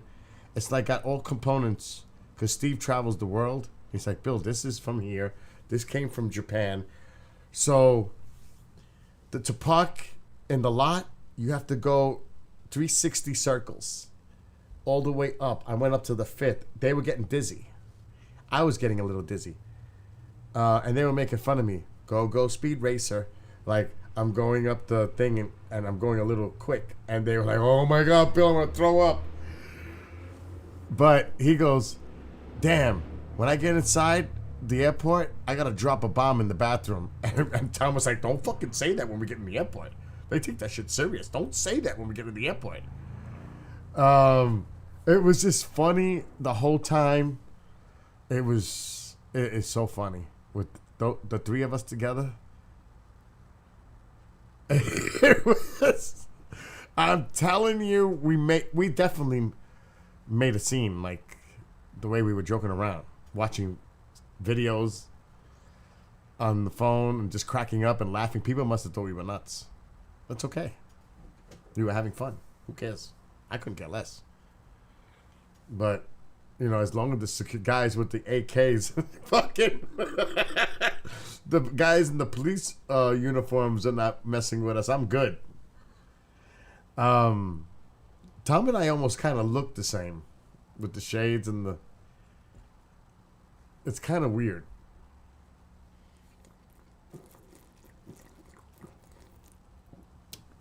But we had a lot of fun this weekend. We had a lot of fun. Yes, because Tom likes to have fun. He does. Too bad. He just does. And like Travis, like I told Travis yesterday, I'm a New Yorker. We just don't give a F what anybody thinks or says. We couldn't care less. If you don't like it, it's too bad. Simple as that. And you know where you can go, right? Be yourself. That's it. People don't like it. It's too bad. Take a walk. We don't care. We're just having a good time. Are you with us hanging out? No. So why does it bother you? Are we making a scene that annoys you? Walk away. You know what I mean? We're having a good time. You know, it's like people walk around with their heads down like, screw that. Enjoy life. Yeah, that's not just New Yorkers. You're right. But New Yorkers have a certain attitude. And even Travis said, that's because you're a New Yorker. He even said it. Because there's other places where it's much more laid back. And there's some places that are not. So, we had a good time. Anyway, is anybody even... Oh, no, you're all in YouTube, aren't you? Oh.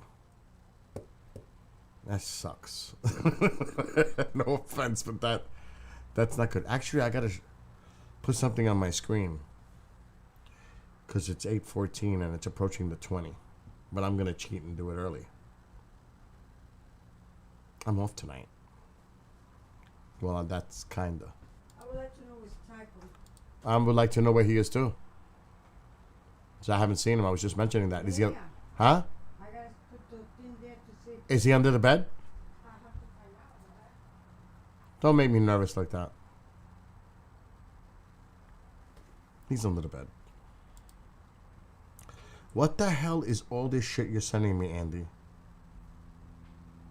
I like that. But I don't have room in my bathroom for that, Andy.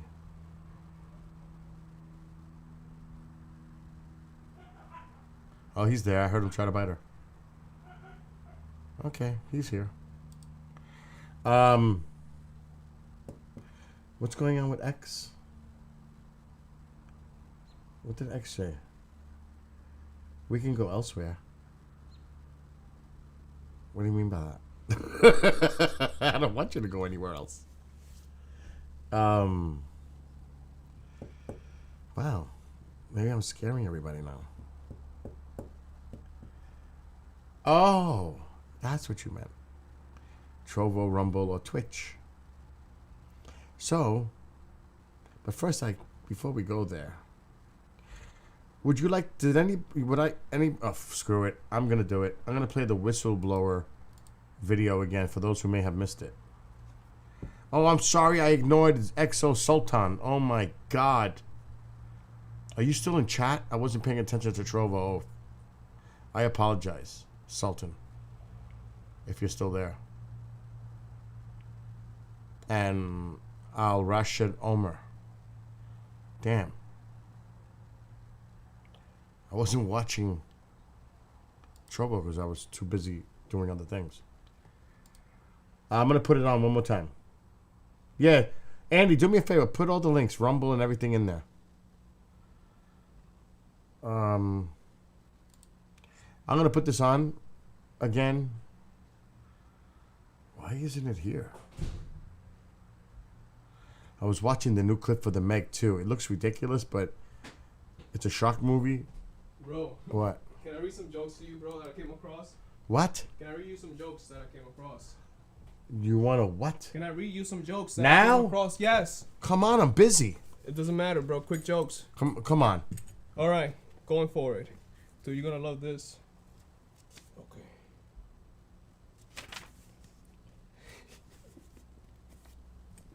You're already laughing. You didn't even say the joke yet.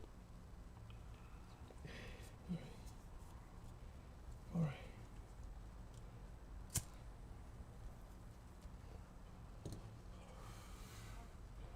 I guess he's preparing for a stand-up career. You know, What? I'm upset about myself. Oh my God. Now what? Oh my God. Because, see, I have to have this things, I think, where I can find them. Mm-hmm. Look what I missed wearing. Oh, that's a nice shirt. Oh. Wow. Wow, that would have been awesome. Pine Bush. Yeah, well. Fucked up. I had to keep it in a place I'll find it in my closet. Yeah, Kendrick, I don't have any more either. Can you play that? Can you do the thing? Okay. Doctor, I have a ring in my ears. Well, don't answer. Doctor, this is several jokes. Doctor, I have hurt my arm in several places. Well, don't go there anymore. Doctor, I'm thinking I'm shrinking. Now settle down. You just have to be a little bit more patient. Doctor. Oh, they're bad. Can I have a second opinion? Certainly. Come back tomorrow.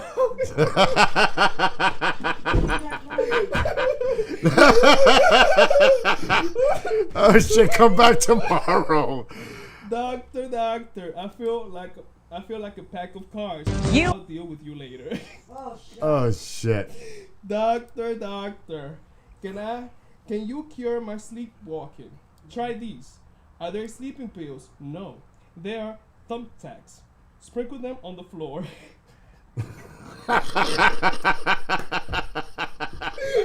Oh my God. Doctor. Everyone, thinks I'm a liar. I'm sorry. I cannot believe that. Oh shit. All right. Doctor. Everyone keeps ignoring me. Next, please. Oh shit. Oh shit. Doctor. Have you got something for a headache? Yes. Take this hammer and hit yourself in the head. Oh my God. Oh, stop. That's it, no more. All right, no more. Oh my God. That's a lot more. This is fucking 900 pages. This is more 900 pages of jokes. No, that's enough. Oh shit. All right. I need to, it's the 20 right now, so I need to go. Watch the interview from earlier tonight with the whistleblower. And reach your own conclusions. UFOs exist. The U.S. government found quite a number of them, and they are indeed of non-human origin. Those are the explosive allegations from a former intelligence officer tonight in a whistleblower complaint that the Inspector General is taking very seriously. 36-year-old Air Force veteran David Grush is exposing what he calls a top-secret military program that has reportedly found wreckage of fully intact UFOs. The government now calls them UAPs, or unidentified anomalous phenomena. For years, there have been whispers and rumors that the government had aircraft of non-human origin. This report is the first evidence it might be true. The Inspector General has called Grush's complaint urgent and credible. Tonight, we have a World Television exclusive interview with the whistleblower in which he claims we not only have the aircraft, but the government has been keeping much of its secret from Congress and from the public.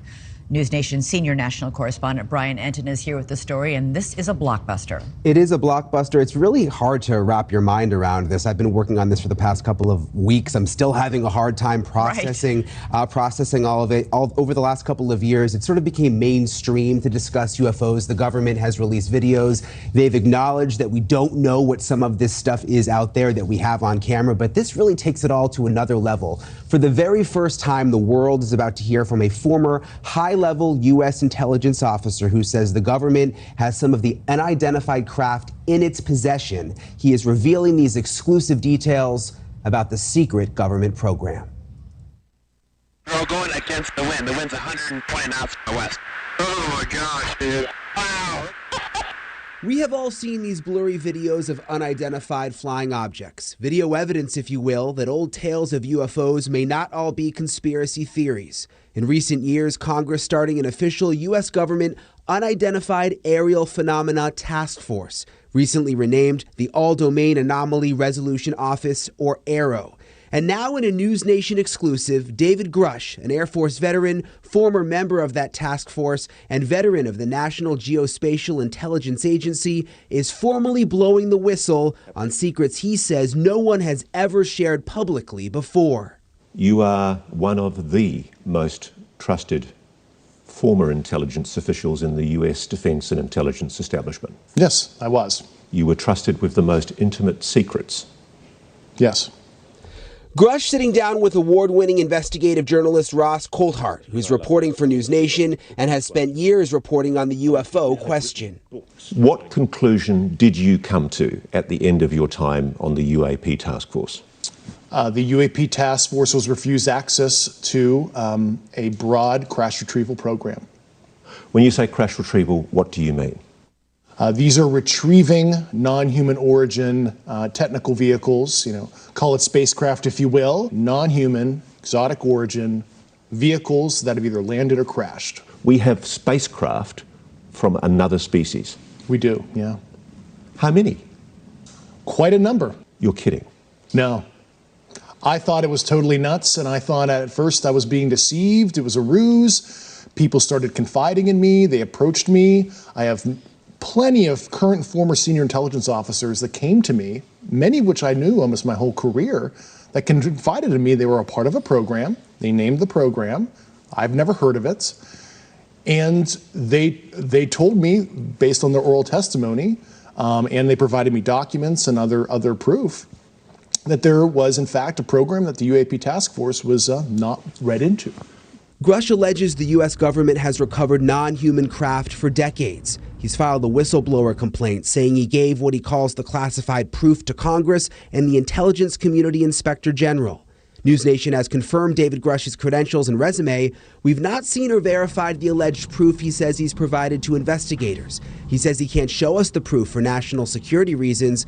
He also tells us he's not seen photos of the alleged craft himself, but has talked extensively with other intelligence officials who have. If you're right, if you're telling us the truth, everyone The entire American public has been lied to for decades. Yeah, there's a sophisticated disinformation campaign targeting the U.S. populace, which is extremely unethical and immoral. You are saying to the human race, for the first time, an official intelligence representative at a high level from the US government is saying publicly, we are not alone.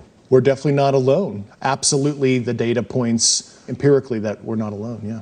Do we have bodies? Do we have species of Well, non-human? naturally, when you recover something that's either landed or crashed, sometimes you encounter dead pilots. And believe it or not, as fantastical as that sounds, it's true.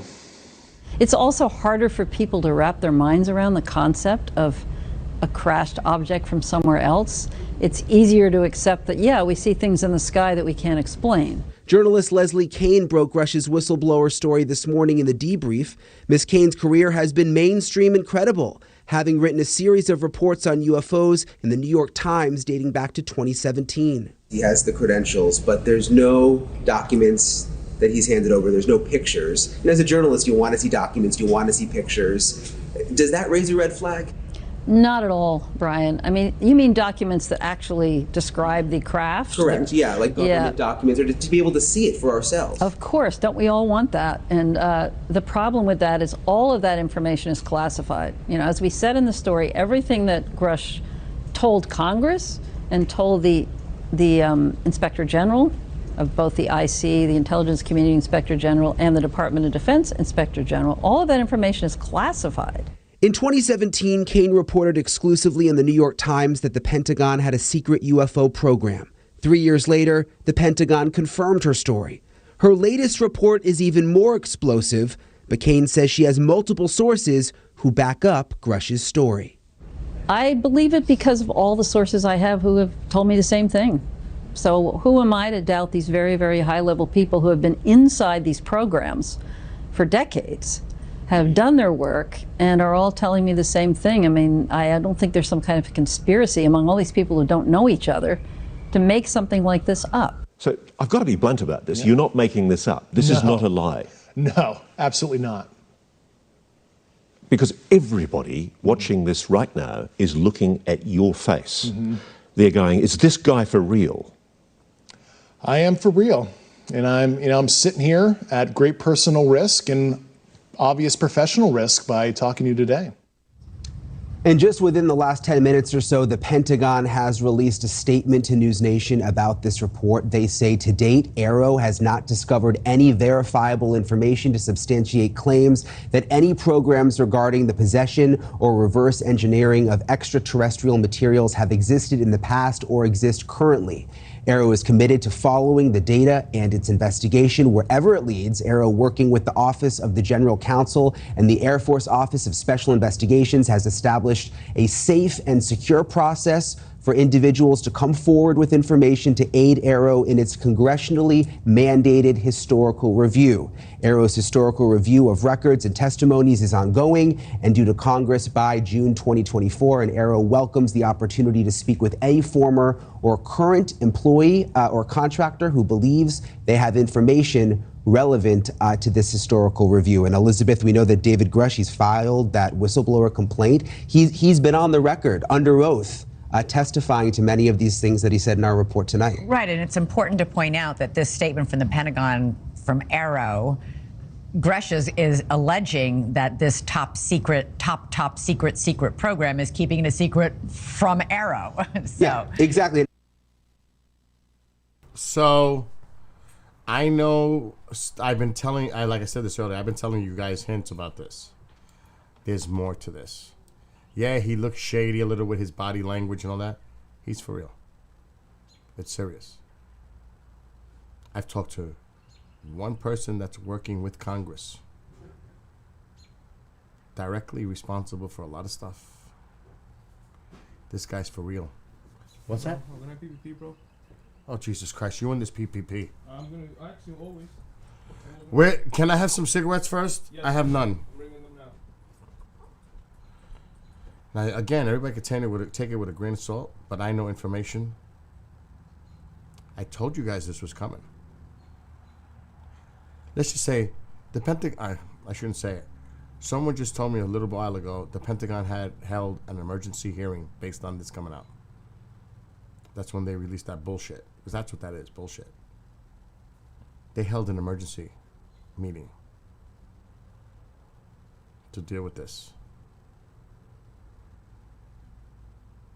So, because they got to figure out how they're going to deal with the public. Now remember, this guy has sworn under oath to Congress. So either he's going to get arrested for perjury, or maybe we'll see a hearing where this guy's raise your right hand. Name names. Because we all skeptical of it all. I get it. Because it's always, every time something comes out, it turns out to be a dud or nothing burger. I get it. But I can tell you, based on the information that I know, this guy's for real. Because what they just said is true. He's been working with Congress for months. Look at it the other way. Instead of being skeptical, look at it the other way. Yes, it's planned. Yes, it's rehearsed very carefully for a reason. Because all this was laid out and planned for months. They got all their ducks in a row. You think they're going to let this guy come out and say he's been talking to Congress and has given them documents and names and everything else? Of course it's all planned. Because, like I said to you earlier, and I've been saying it, bipartisan, they're getting no answers from the military. Don't think it's the CIA, DOD, it's the Pentagon. I'm going to just say it. It's the military. They don't want to give shit up. It is the military. It's the Pentagon. And they're pissed and they're tired of it. That's why they came up with the Whistleblower Act.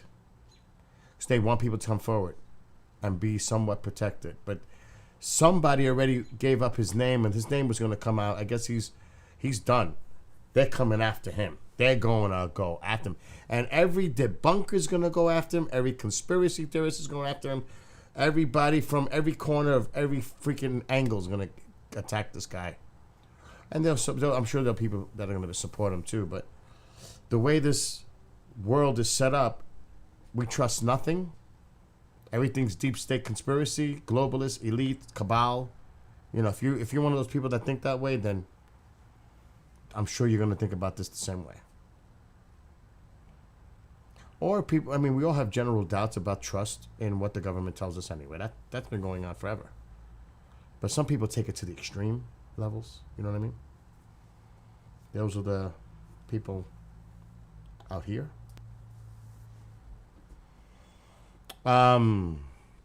So there's a skunk out there? I wouldn't doubt it. They're always out there. The skunks, the raccoons, everything else is out there. So, like I said, I know information.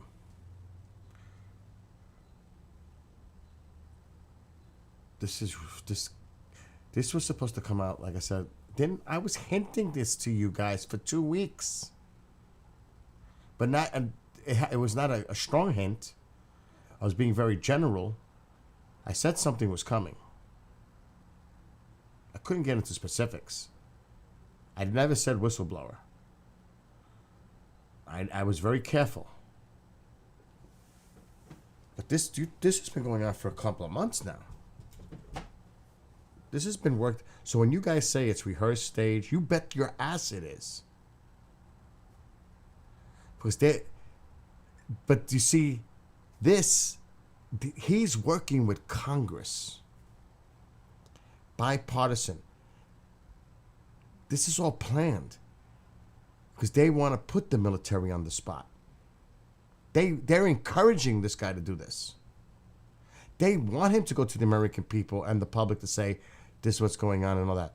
Yeah, he looks like he smirks when he talks. You know, he's got that smile and he's talking about it. It almost looks like he's lying.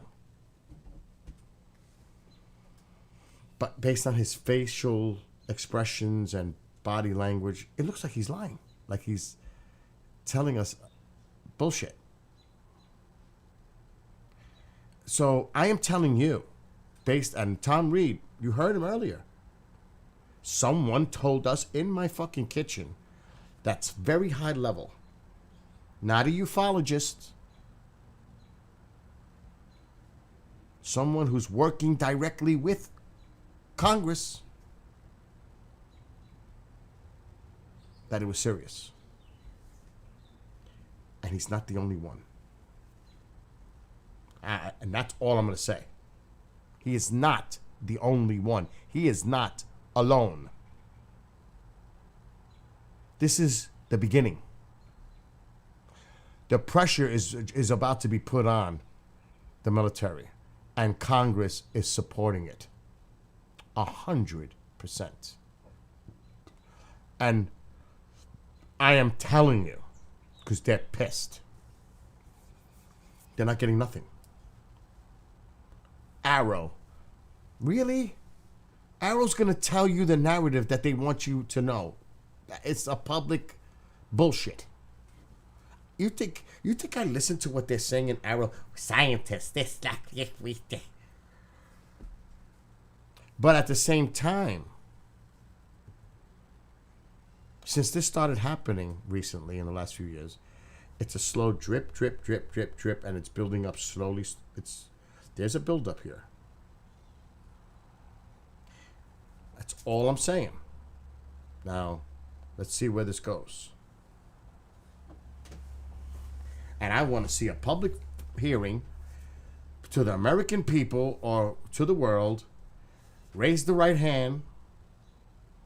Go on the oath. Now, risk perjury. Risk going to prison.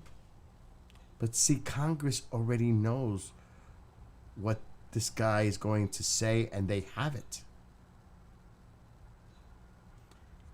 And again, you say it looks like it's stage rehearsed. You bet your ass. Because they've already been engaging with this guy. They know exactly the questions they're going to ask to put it out there to the American people.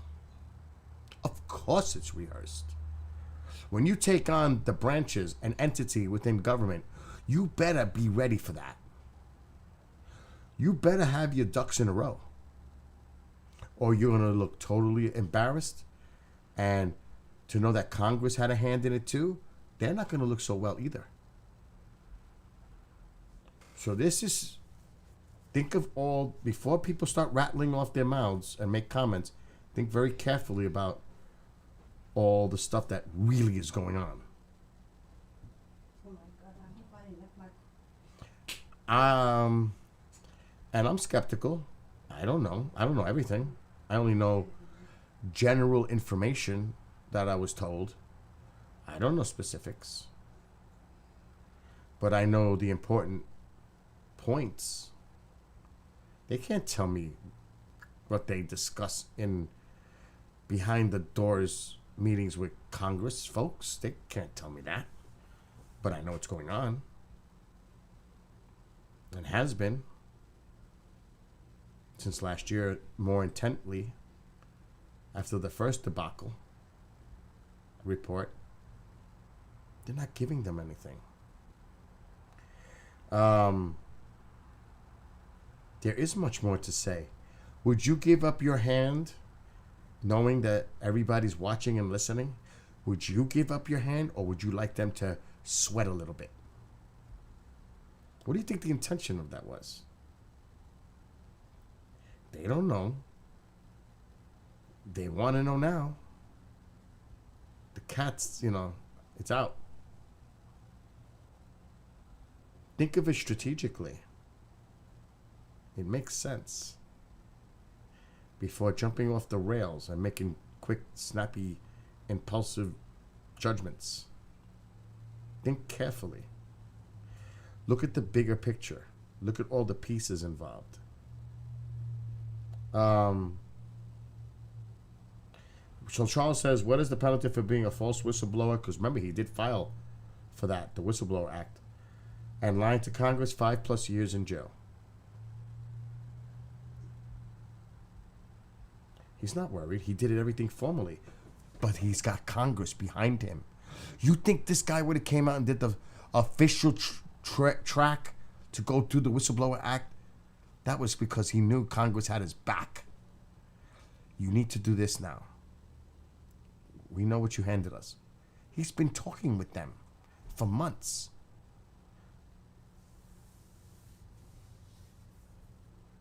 Naming names.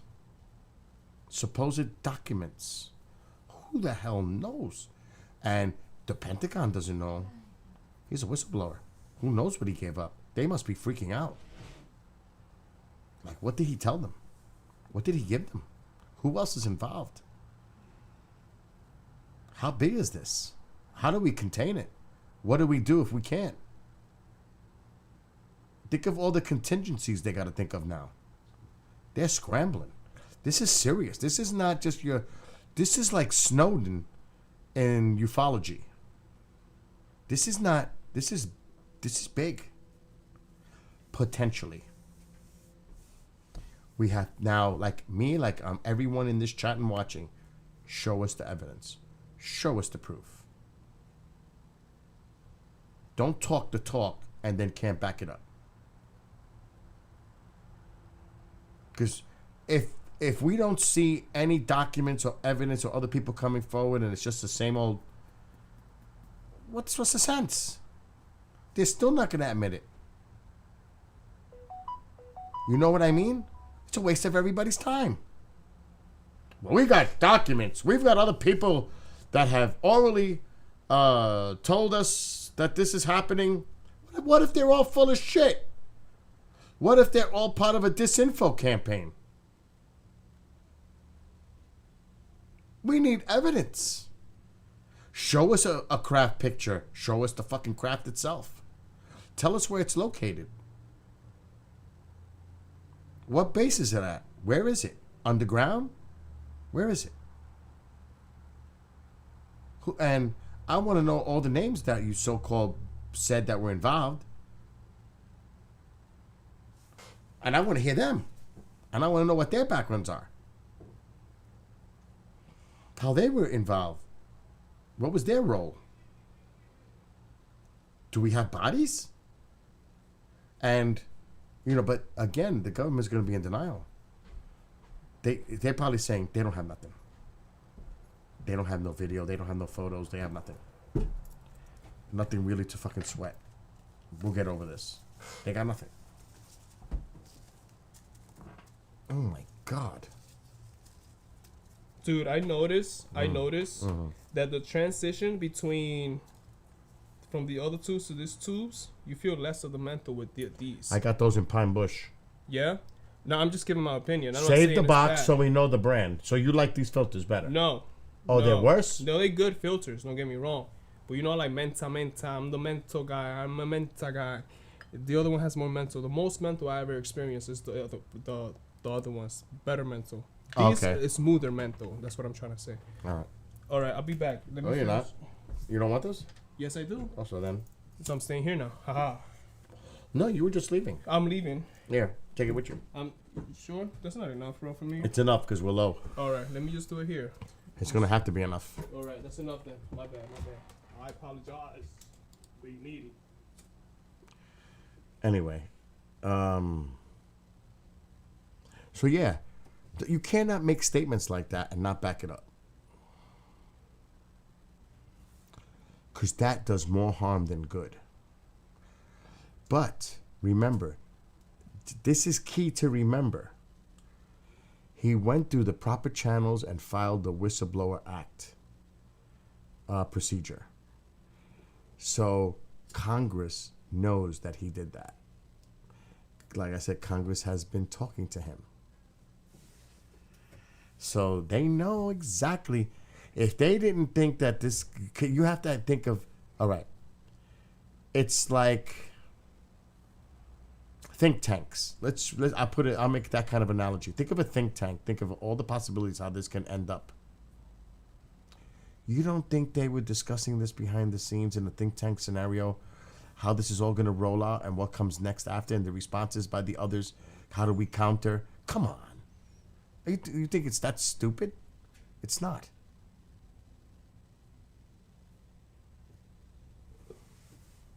Because now that press, and I was told there was an emergency meeting at the Pentagon today to deal with this. And then they released that arrow nonsense. So that's what it was. It was just bland, your basic. As of right now, as we've mentioned in the past, we have no evidence that any of these UAPs are extraterrestrial in nature. Oh, maybe they're not extraterrestrial. What, are they interdimensional? Are they time traveling? Are they coming from another? Are they here and they've been here forever? Like, what are we dealing with here? Because they never say interdimensional. They say extraterrestrial. It smells like what? Yeah. They just told me on camera there was a skunk right behind me. Yeah. Yeah, they did.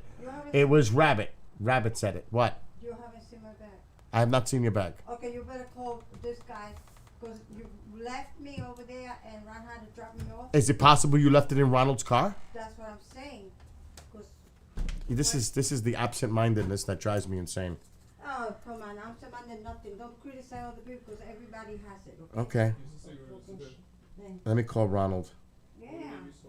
You better hope it's there. I had like $60 there. And your license and everything? Did you? My license, my paper. Did you bring it inside to Pine Bush Museum? Anywhere? Yeah. Remember?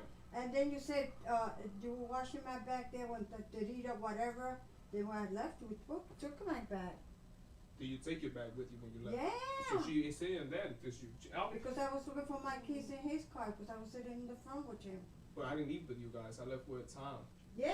And I that's left what- only with Ron. Okay, Ron. Because Billy Do you think took off- Ron is in Ronald's car, maybe? If it is, you're screwed. That's fucked. No, if it is, no, I'm not screwed. He'll send it to me by mail. Yes. I know that, Oh, but shit. You're right.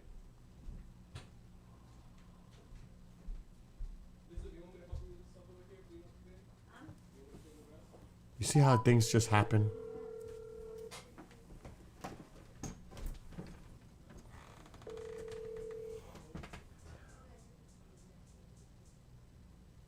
Ronald? It's Bill. Very important. I can't hear you. This always happens. Can you hear me? I can hear you now. Check your car to see if mom. Check your car to see if mom left her bag in your car. Well, I can't do that now. I know that, but when you do, check.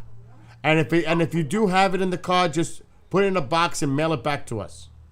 Okay, and I left my black my Samsung Power thing. So then we'll. For my hip. It was a black plug-in thing by the chair. I don't want Tycho to get it.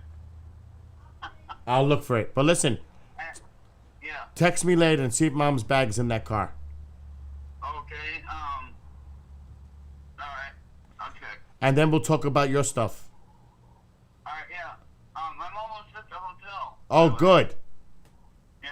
I got about an hour. I got about 30 minutes to get there. Oh, you're gonna be there soon. Thank God. Yeah. Before dark. That's right.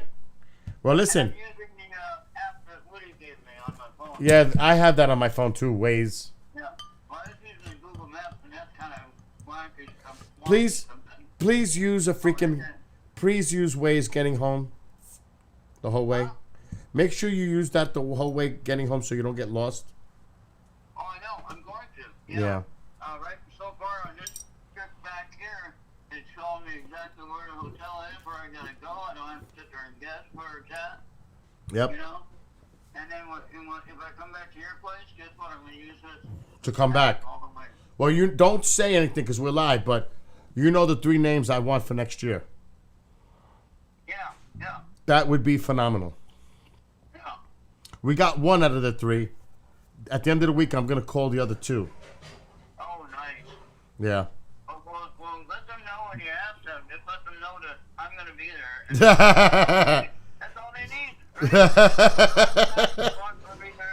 Right? And that's proof enough, right? Yes. Listen, get home, get to the hotel safe, and text me about the mom's bag. All right, I'll do it. All right. See you later. All right, thank you. Bye. So we'll find out soon enough. Damn, I forgot what I was talking about before all these interruptions, one after the other. So yeah, this is, like I said, now I want to see how the game is played. I want to sit back and see how this, and it's not going to happen right away. But there's going to be a back and forth going on here. I wouldn't be surprised if Gillibrand and Marco Rubio and some other senators or House people start making statements that we're going to have to hold hearings after what the whistleblower discussed to the public. It is our opinion that we need to hold hearings to find out exactly what was going on here. Like some shit like that. And I'm curious to see if anybody makes a statement tonight, or is it going to happen tomorrow? Like House reps or senators. Is anybody going to say anything about it publicly, or are they all being quiet? Maybe they don't want, maybe some people in Congress don't want to be known as the ones involved in this. I don't know. Because if they come out, then the military definitely doesn't want to deal with them.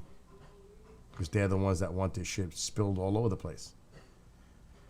So I don't know. I don't know how the rationale, the thinking. Do you understand what I'm saying? It's I don't know. I have no idea what Twitter's saying or anything else. What I want to know, listen, there's gonna be opinions like the assholes. We all have one. I don't know.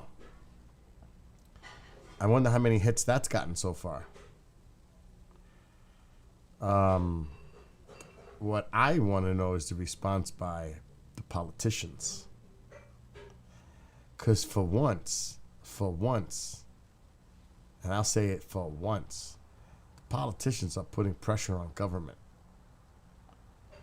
And they're unified, more or less. The majority of them are working together, Democrats and Republicans, on this.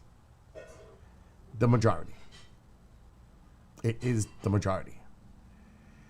Because they're pissed. And they're, like I said, they want answers. And they're not getting it. They're frustrated. So I'm really curious to see some of the comments by those that have made them in the past about this. And I don't know if mainstream media is going to be doing it. You know how that goes. I don't watch the news. Maybe somebody can tell me. So we'll see. But at least I feel a little bit better and vindicated that I've been telling you guys for weeks, couple of weeks, that this was coming. And I didn't say it directly. I was very general about it. But I was hinting very generally without giving out any kind of hinty details. And I was so vague, and you know how I do that all the time, and it's like, Bill, come on, just spill the beans. Can't. That is serious. You wanted me to talk about that before it comes out? I'd be in deep shit. So, no. I mean, even the big mouth, has a limit. There'll be fucking black helicopters and everything else at my fucking door in a raid. Are you kidding me? Don't think people like some of these podcasters or people in ufology aren't watched or followed or spied upon. Are you kidding? Even like, who knows who, and people may not understand it. Who knows who Linda Moulton Howe is talking to? You may not believe her or not, but it's not that. That's not the point. It's who is she talking to. That's the point. Doesn't matter if you believe her or not. If you think she's a nut job or that she's legit, it doesn't matter. Who's she talking to? Who is John Greenwald from the Black Vault involved with?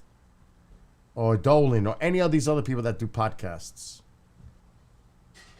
Or the people that are in the field, like Heidi mentioned, Bassett, whoever. You kidding me? That's how they get tipped.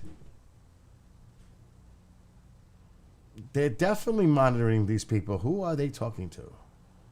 Who are they involved with? I mean, I look for, when I drive up the driveway, I'm looking for a white van with fucking Spectrum on it, and it's not really fucking Spectrum. They're eavesdropping on me. And I'm a nobody. It's not about me.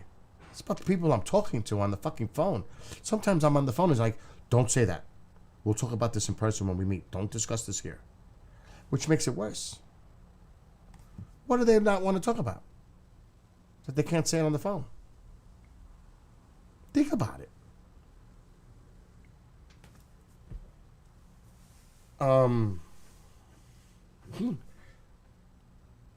I tell them all the time, let's not talk about it. When they start getting into some really dark places, I'm interested. I want to know what's going on, but not to where I think it's going to be threatening to myself or what's going on here. Or hell no.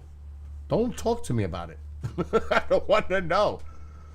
The details. Just generally give me an idea what's going on, but don't tell me the details.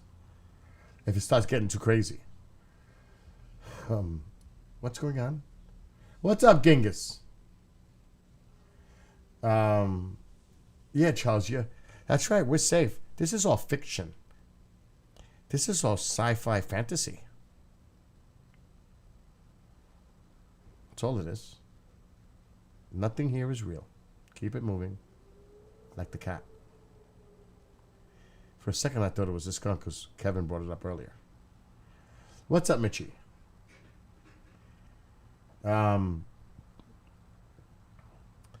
So I'm sure that right now there are millions of podcasters lining up to get Leslie Kane and Ross Coulthart and Ralph Blumenthal. And if people think they're gonna find out more than we already know, good luck, because they're not gonna get into detail. They're not gonna get into their sources. They're not gonna spill the beans on shit. You know why too? Because they want you to continue reading their articles. Stay tuned, more to come. They'd be, that's part of that too. I'm just being honest and realistic. Big military presence in London right now. Wow, it's late there. It's like 2 a.m.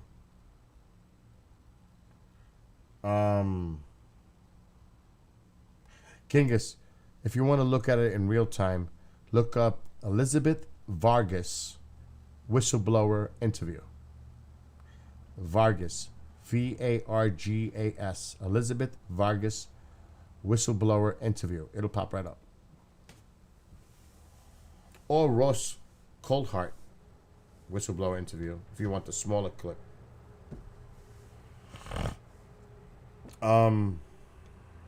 Damn, he took my shit. I want my alien back.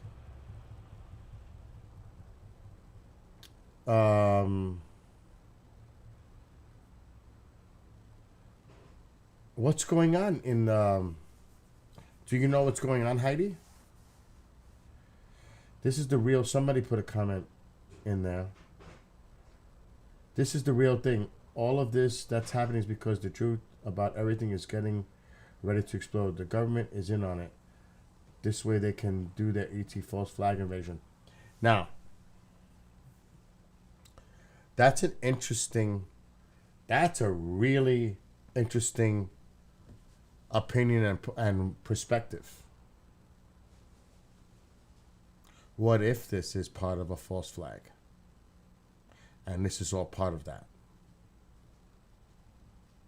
I'm not being conspiratorial out there. Think about that. Especially with the election coming up next year.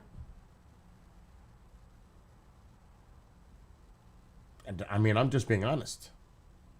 Even though I know information what's going on, that doesn't matter. That's a great point.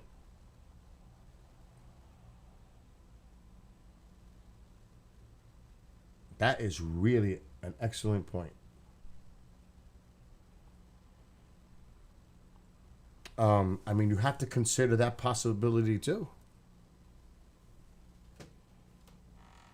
What if there's something, you know what I mean?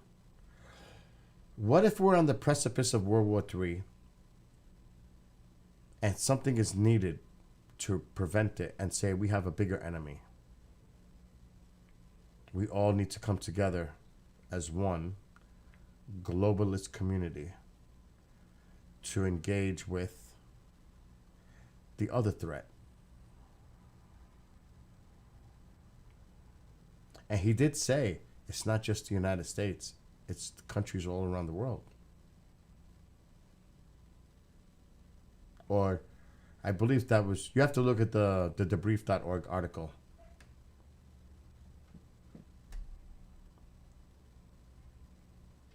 Now, again, V, can't put all the focus on it. You can't put all your eggs in one basket. Can't do that. What you can do is be objective and think of all the possibilities. Not just cling to one. I mean, that could be the one that you're leaning to, but that cannot just be the focus. You have to think about all the possibilities. Now, yeah, you can lean to say, you know what? My gut is telling me this is a false flag, but I wouldn't put all my eggs in the basket saying that that's what it is. It's possible. It's definitely possible.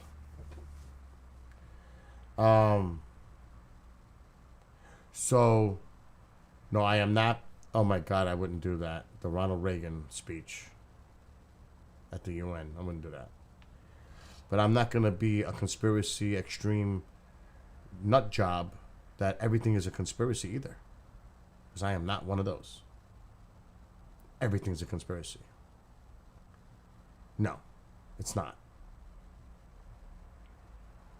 I mean, wishful thinking would say you want it to be, but it's not. It's not grounded in reality.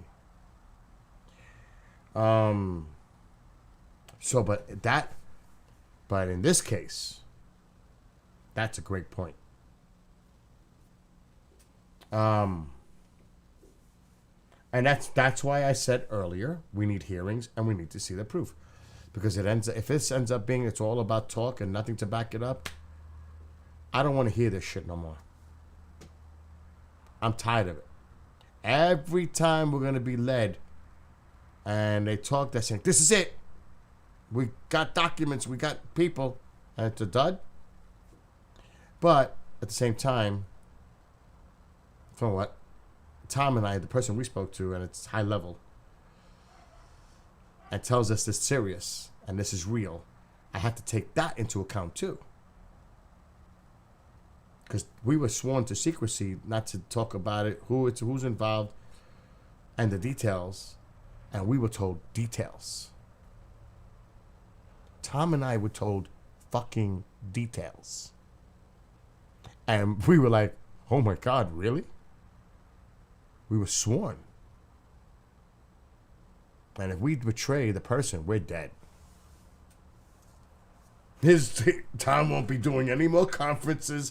I would be done at KGRA because it's that serious. Because they'll find a way to screw our lives forever. Think about that before I get a lighter.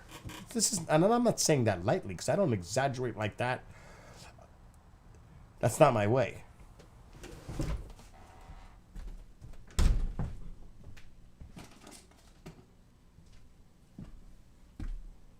Because I know that would make our life a living hell.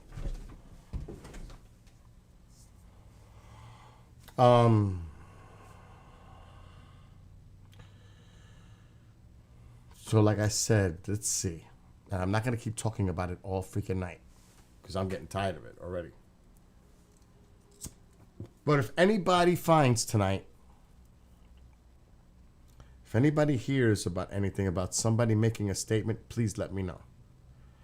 If any congressperson decides to make a statement based on what happened today, please let me know. I want to see what they're saying. Now, I'm not going to spend the night looking on Twitter and social media or news about responses. I'm not going to waste my time like that. Well, for those that nothing's going to shock you or scare you, because if you're a person that has, like Heidi has been around people, a lot of it, I know that something definitely, there's overwhelming circumstantial, and some will say, I'll just say circumstantial, that's something is going on, then you're not going to be scared, or it's not going to be a surprise. Nothing's surprising in this. Nothing. It's not about the people that are interested in ufology and know the background and the stories and the accounts and this. It's about how the general public responds, because they're gullible and they're easily manipulated and controlled. The people that are into this subject matter already know what the hell is going on and the nonsense that goes on behind the scenes. This is not new. This is about how the American public and the other people in other countries respond, and the narrative that's going to be put out there as a means of manipulation and control. The narrative. That's what's important here. You have to think a little bit beyond and above and outside the box kind of thing. Don't think in simplistic terms, because if you do,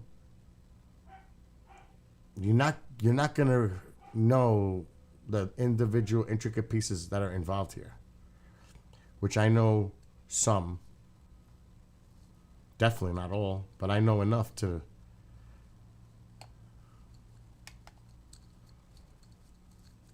now. Again, you never know. You never know what's going on, really.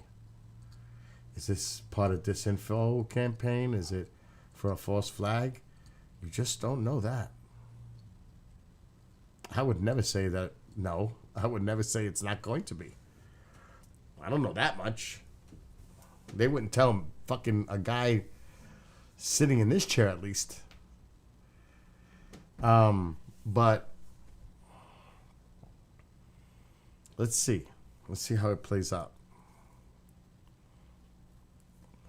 But if anybody gets any kind of statements, like I said, if you're watching Twitter, or because I'm not, like I said, I'm not going to waste my time looking for it. If any people, and if any politicians, I'm just curious to see what their responses are, because they're directly involved in this, especially on the House side. I don't know if so much is going on the Senate side. I think it's a lot of the actions coming from. We'll see.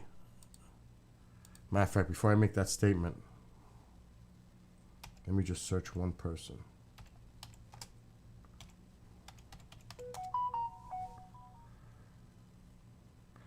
No, it is coming from the Senate. Why? Now you might ask yourself, why the Senate? Not to get too political, but the House is batshit nuts. It's batshit nuts. You got ultra right wing, ultra left wing, heavy progressive, heavy conservative. And with all those members, it's a shitstorm. Now, in the Senate, it's a lot easier. You're dealing with 100. Not so hard to get a majority in there. Try getting a majority in the House. When it's something like this, you don't know. Are Republicans backing this? Are Democrats backing this? For what reasons? Why? What's their take on it? All I know is, what I was told is it's bipartisan. They both want this to happen. I mean, Rubio was working with Gillibrand.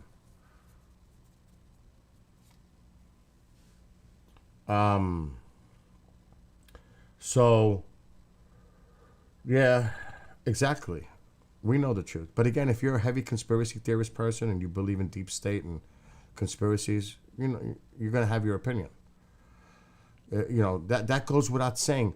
An opinion is already predetermined based on what your belief system is. So no matter what happens, you're going to judge it based on your belief system and how things are going on. That's a fact. So it doesn't really matter. People are already prejudging stuff before it even comes out. Oh, that's just this. That's just that. Before they even know anything that's going on, it's just this. Because they already, that's their way of thinking. That you can't, I mean, that's just the way it is. I mean, you know how hard it is to try to tell somebody otherwise when they're dug into their ways of thinking? Are you kidding me? You know how they're not going to. They're going to see it just like they see everything else.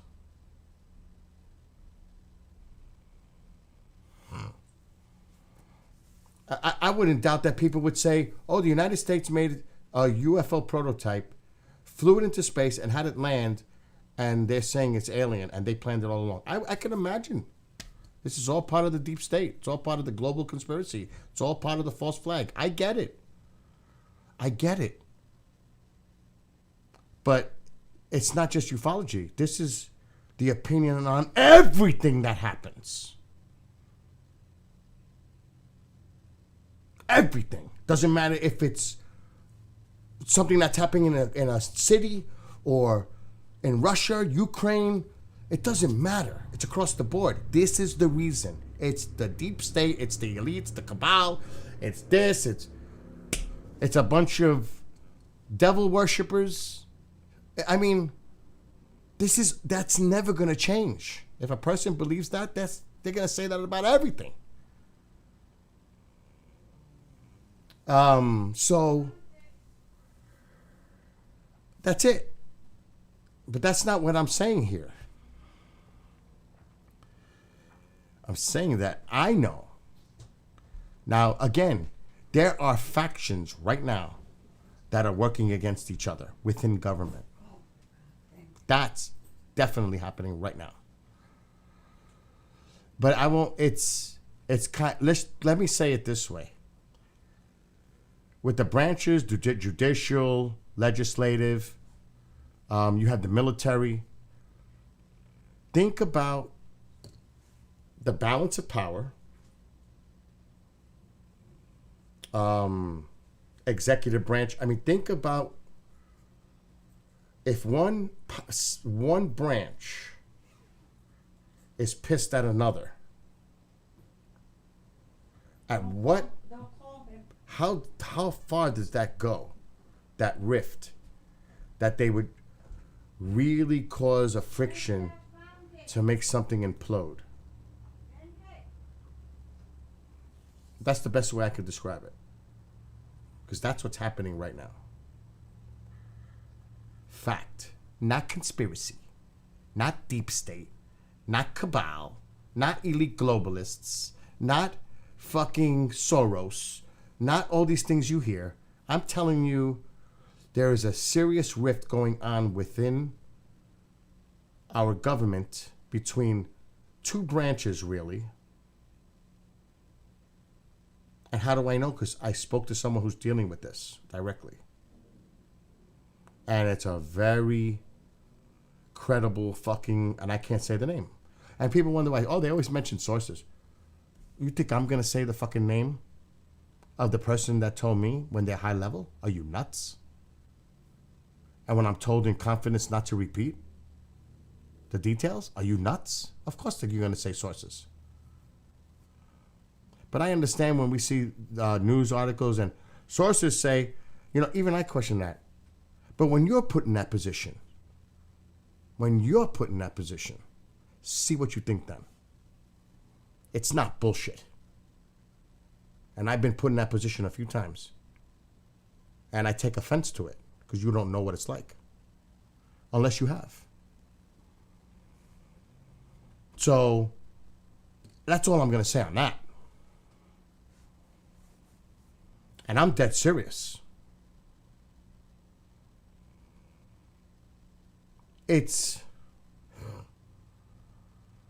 I knew about this for fucking months.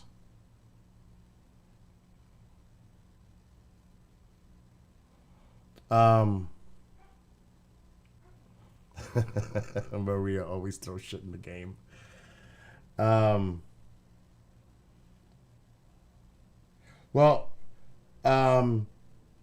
You got to think about it this way too. If you ever seen the old Bob Lazar video, somebody mentioned about Porsche having a car that runs on water. Go look up the old Bob Lazar video from many years ago when he was experimenting on his car that he modified to run on H2O, water. That fucking video is like 20 years old, if not more. So, I mean, that concept's been going on for a long time.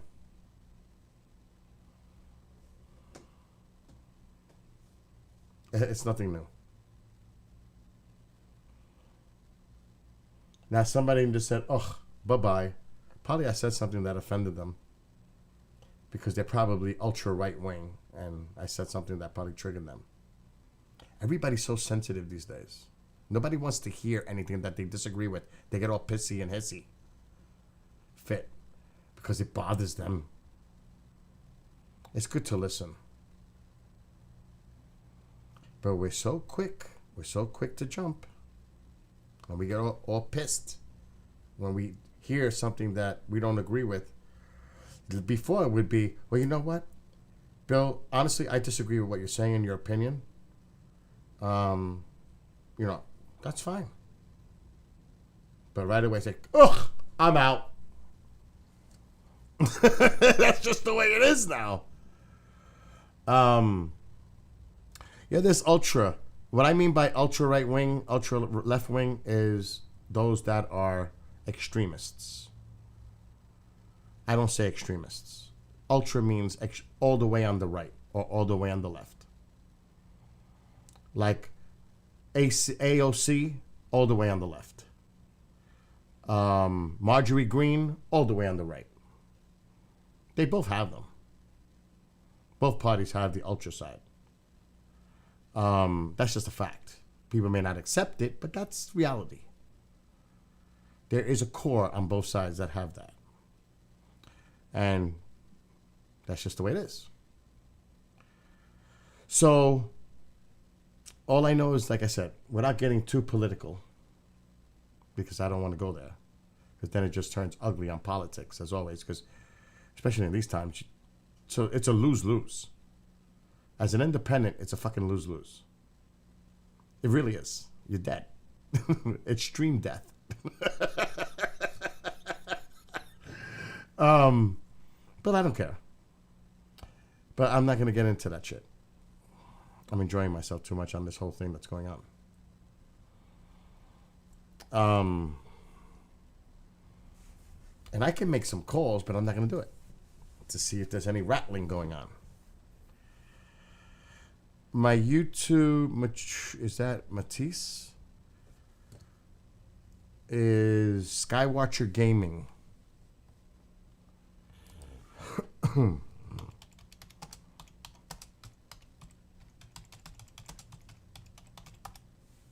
Okay.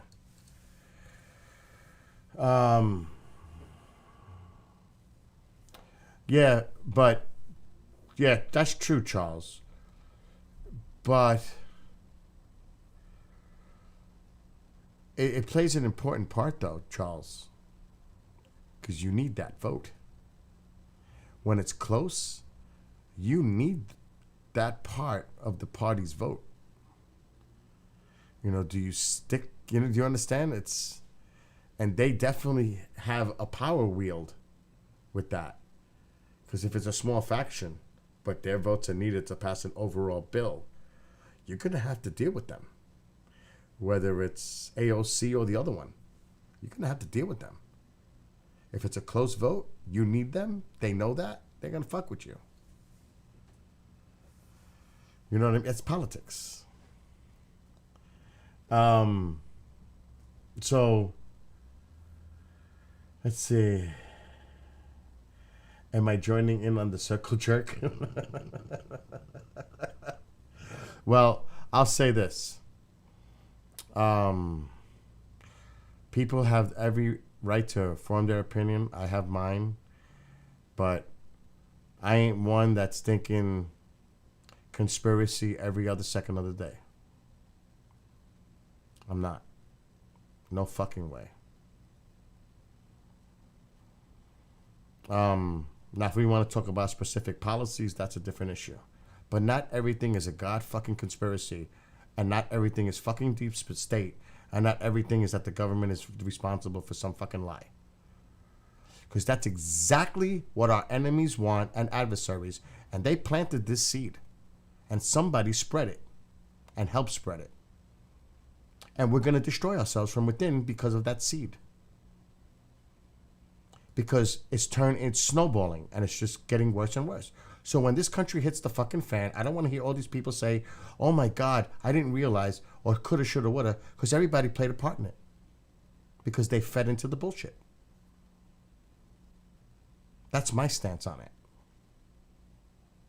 Because it's going to happen because we're going to fucking destroy ourselves from within. We don't need enemies. We're making each other our enemies in this country. And I hope one day people realize that. Until it's too late. Then what? Okay. That's what I say. So I'll circle jerk all day long on that. Because you know what? My opinion, I'm going to end up fucking right. And this country's going to go to hell. Because all this buildup and rhetoric and nonsense helped make it happen. And everybody played a responsible part to it because they did nothing. And they went along with it. That's what I say. So, I mean, we need to fucking find a way to get along and talk to each other without going off the deep end and getting all angry and huffy puffy and making fun of each other or getting guttural or getting downright disrespectful or worse, violent. It's like kids in a fucking schoolyard. It's like having a fight in the schoolyard. Is that where we come? That's sad. If we talk about being a civilized planet, culture, really? We can't even get along with each other.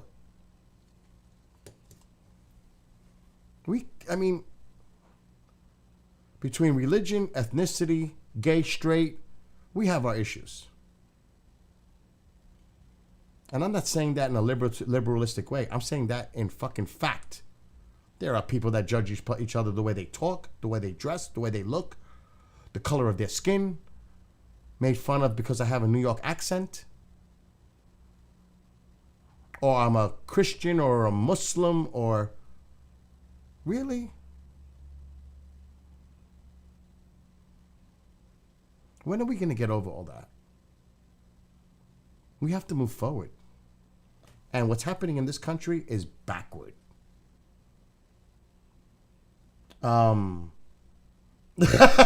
Marco says, except the circle jerk.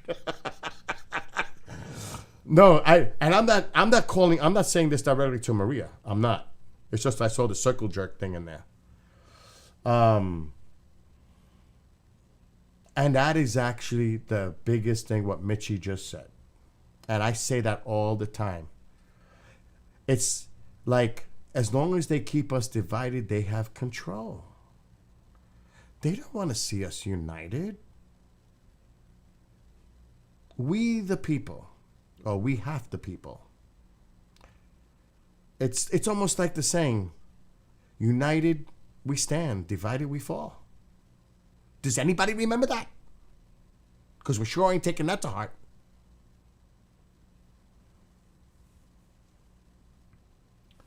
Okay, and I said that earlier. I do not watch the news. Because yes, that is definitely fed, agenda-driven narrative, manipulation, control shit. There's no doubt about that. I didn't say nothing about the media. I said nothing about the media. I don't watch the news. That's a lie. I'll watch my Hudson Valley news to know what's going on because do you know what happened the other day? There was a big thing that happened in the Hudson River. They had to close off the area. Some toxic spill. I want to know what's going on in my neighborhood, in my community. For sure. So at night when I'm going to bed, like I'm done with a stream, I'll check out the local news, see what happened in the area. And that's what I want to see. what affects me close to me. What's going on in the hood? That kind of thing. I want to know. I used to co-host with someone back in the day. I don't have time for that. But like I said, there's so much shit going on, and we all have there's so many issues. It's hard. That's why I just like to game, music, hang out, relax, party, because it takes my mind away from everything else. Seriously. The last thing I want to do is come on here and talk this shit and get involved with this topic, because that's all we hear all the time. Politics everywhere. Social media, people talking. It's like, oh my God, stop. It was another train crash? I don't know if it was. You said, was it? I don't know. But it happened, I don't know if it was Friday or Saturday. Something happened on the Hudson. Again.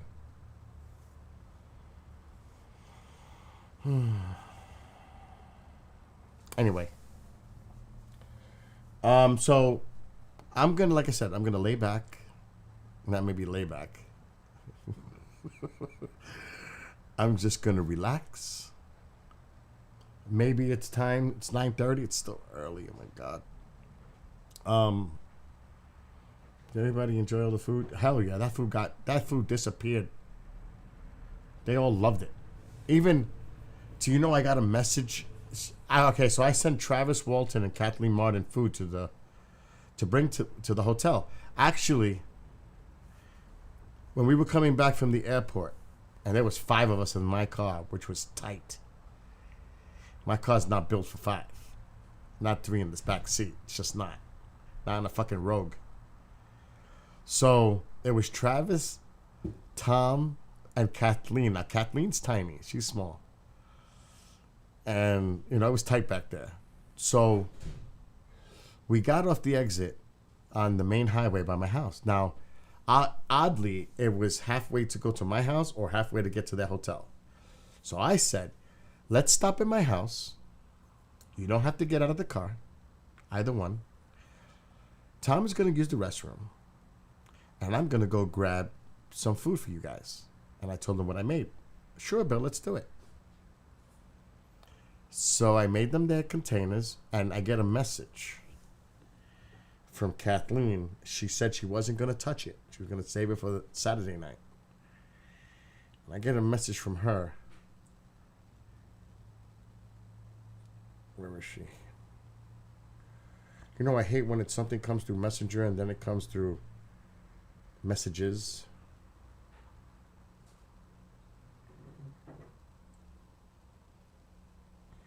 Oh God, here it is.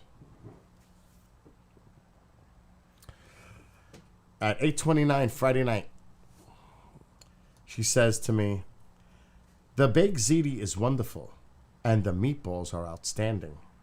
Thank you so much."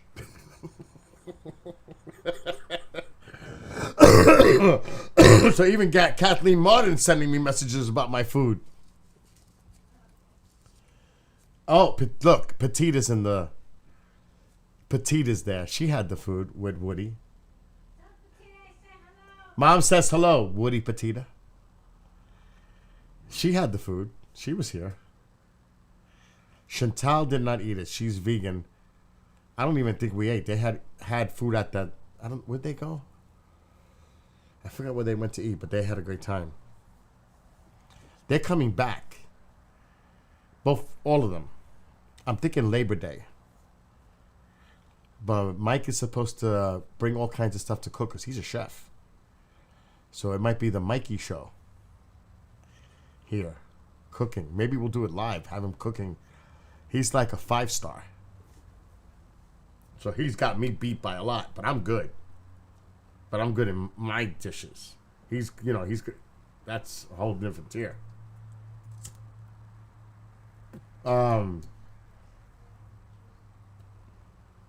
She said hello. Fantasy will be back. So, hell yeah, I went to look for food. No offense, Petita. That shit was gone. Now, there might be another tray of baked ziti in there. The plain one. Everybody ate the sausage. Everybody ate the meatball. I bet you that there's a whole tray of fucking plain in that refrigerator right now. Mom says Petita loved the gravy, the sauce. Is that true? I'm a really good cook. Small, dry, Bill. Oh, it was true. Okay. See, that's why I like when people come over the house for the first time. Because a good cook takes pride in their cooking, and they're looking for the compliment.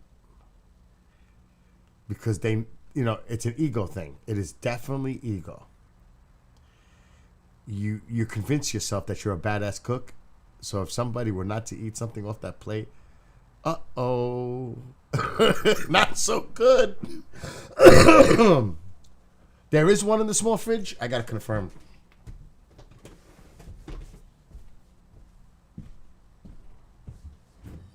There's a whole fucking tray in there.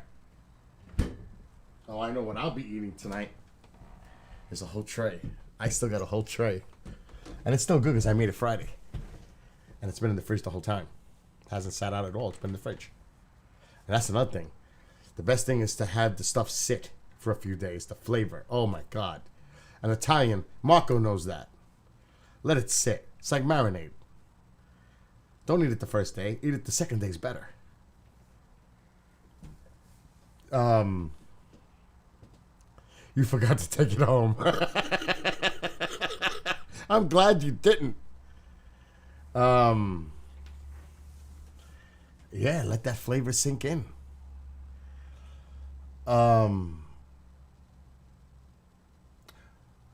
So that's why when anybody comes over, I'm like, what do you want? What do you want to eat? Like, when Tom, Ronald, and I came home late from the park, we had pizza at his old diner where his mother that his mother used to own. The Diner, which is now a pizzeria. And they gave us complimentary food. And it was good. The pizza was good. But then they brought out this little dish of meatballs. And I'm saying, the meatballs were like this big. Size of a quarter, like. That ain't no fucking meatball to me. My meatballs are like that. That's a meatball. And it almost tasted like, okay, I worked in the restaurant field when I was young for like 20 years, starting at the age of 10. And in certain places, it's like they get that institutional trays of meatballs pre-made or the chicken Parmesan pre-made. That shit is nasty. You know what I mean? It's that fucking industrial, big, bulky shit. Ill. Seriously, ill. I like my homemade because I'm really good at it. And I don't need measuring cups or spoons and none of that. It's all about the feel of the shake. It really is, and seeing what you're putting in and the amount, you have that. It's instant. There's no need for that. Now, if I'm doing a new recipe, like, for example, if I make... and Tom Reed and Steve and I agree, it's gyro. Not fucking gyro or gyro. I asked them in the car, how do you say gyro? Do you say gyro? Yeah, it's gyro. And the guy goes in the back, Steve, yeah, it's gyro. Why? No. You know how many times I get criticized for saying gyro? What are you talking about? Yeah, they call it gyro or some crazy shit like that. And they started laughing. But no. But what I do, anytime, like, I get a recipe, I'll use the standard recipe, but then I'm going to add other ingredients and modify it. Because I know where they're going with the taste. So now it's my turn to make it better. So every recipe I get, I modify it. And I adjust it to my taste. If that makes sense. Oh, Roman, you would like my balls. My meaty balls. Because they're big. I mean, I showed them on camera. They were on a tray.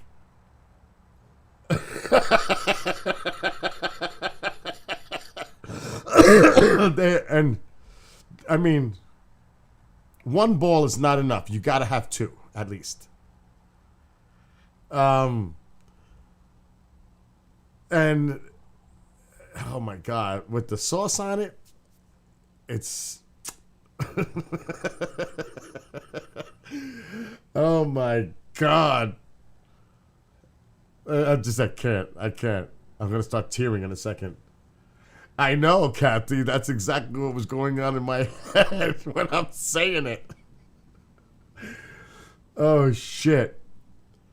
And Tom couldn't stop eating the balls. Yes, that's true, Maria. That is a great. Hello, I'm live. What's going on? Hey there, Bill. How are you? Good. Ma, what is it? No, I can't. I'm talking to Mark. So I'm live, just so you know. So if you're gonna say anything that we need to talk off. Your mother is live with you more than anyone else. Are you still in Arizona with Marianne, or you're home? Actually, Kriston, Marianne, and I are here at Marianne's house. We just got in from Palm Springs, California, after contacting the desert. Went very well. Excellent. I did a Saturday night SkyWATCHER live stream. I know. Ronald was watching here. Oh, that's right. We had 200 plus people out in chairs on the lawn watching this big screen that Ben Hansen brought me. Mm-hmm. He also brought me a monitor that I could use with this small computer, which is very nice of him. Cool. And, it went very well. I showed people where the supernova was and M101, the galaxy. I showed them a globular cluster. And by then, having talked about the supernova, how they happen and all that stuff, people were intrigued. I can't believe, I love audience reaction. And when the galaxy first came up, it was kind of muddy because, it wasn't fully processed right, because that's what happens with the very first frame. But then when the second and third picture, after 25 seconds each, came in, I then hit a process button to allow it to be processed, and the spiral arms just popped out. That's awesome. And everybody in the audience went, whoa. But you know what? I get to witness that in Roswell. You do, because I'm doing it in Roswell again. And Ben will be there too. Yeah, that's right. And Ben and I, I'll do the SKYWATCHER with him again, and then he'll do the SkyWATCHER live stream with me again. Yep, from Roswell. Yeah, it's fun. I'm hearing. The only difference is I'm going to be inside. Yeah. In Roswell, it's the community center. Oh wait, I got to talk to someone to make sure, because I don't want to get into too many details because I'm live, but there's two individuals that are the ones in charge of the event itself, and I'm in direct communication with them like every day, almost, and I got to make sure that they don't try to put you in that place that's a couple of miles away inside. Remember that discussion? Yeah, there was a discussion about putting the SkyWATCHER live stream out in the theater. Right. No. So the theater is going to have movies running the whole weekend nonstop. Okay.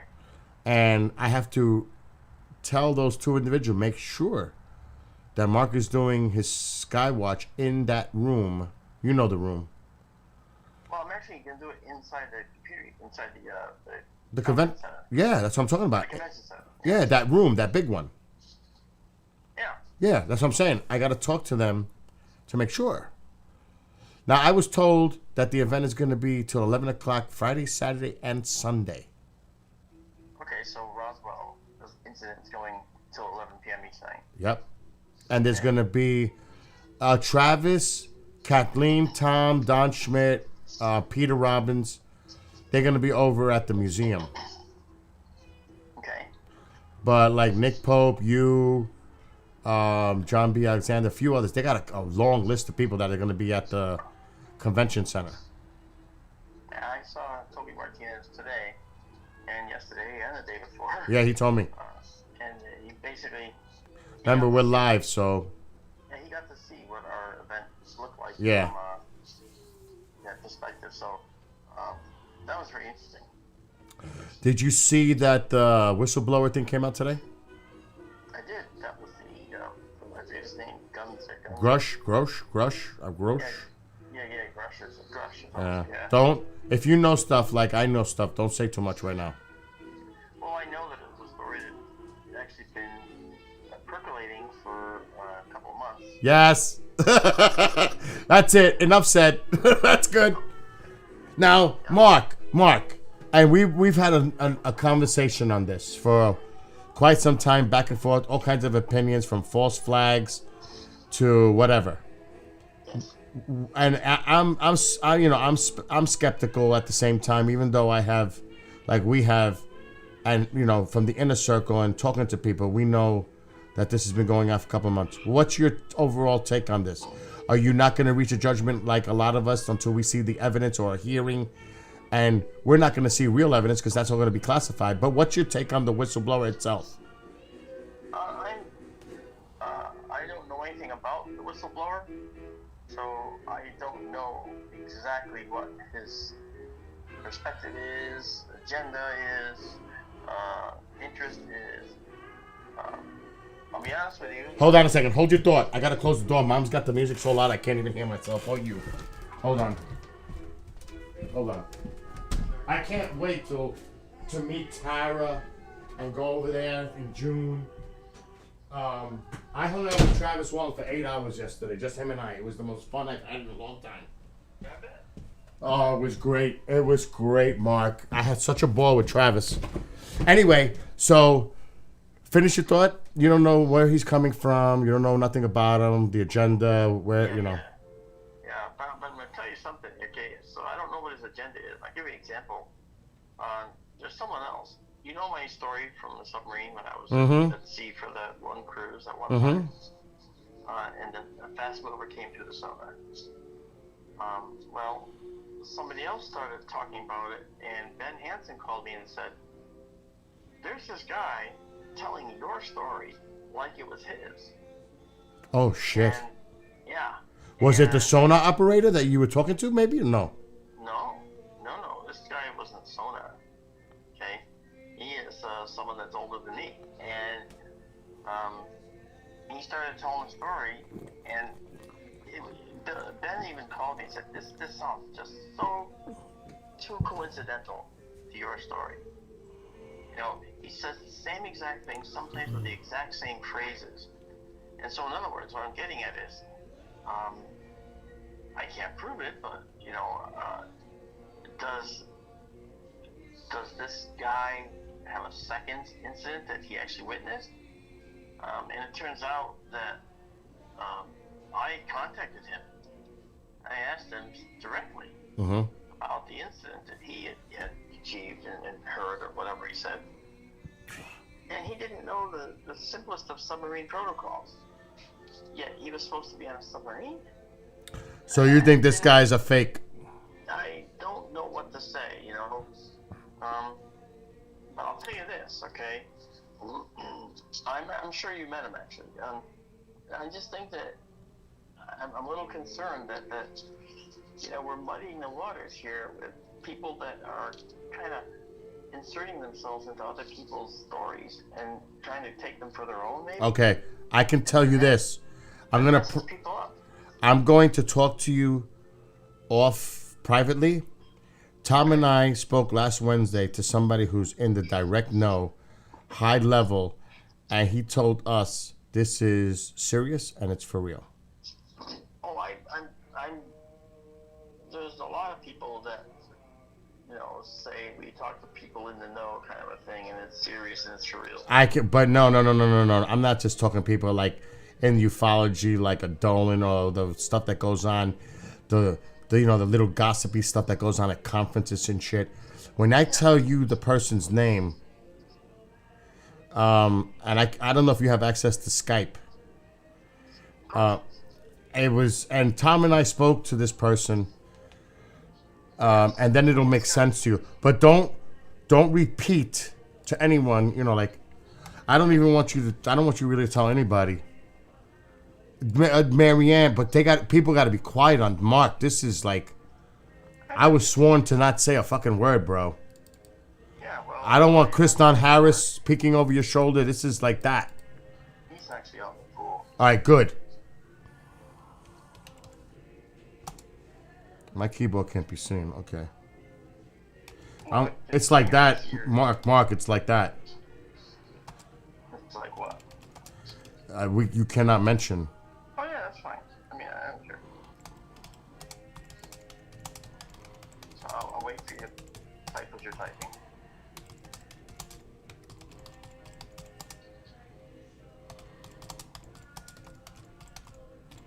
And to all the folks wondering what's going on, I'm sorry. I didn't mean to throw you into this.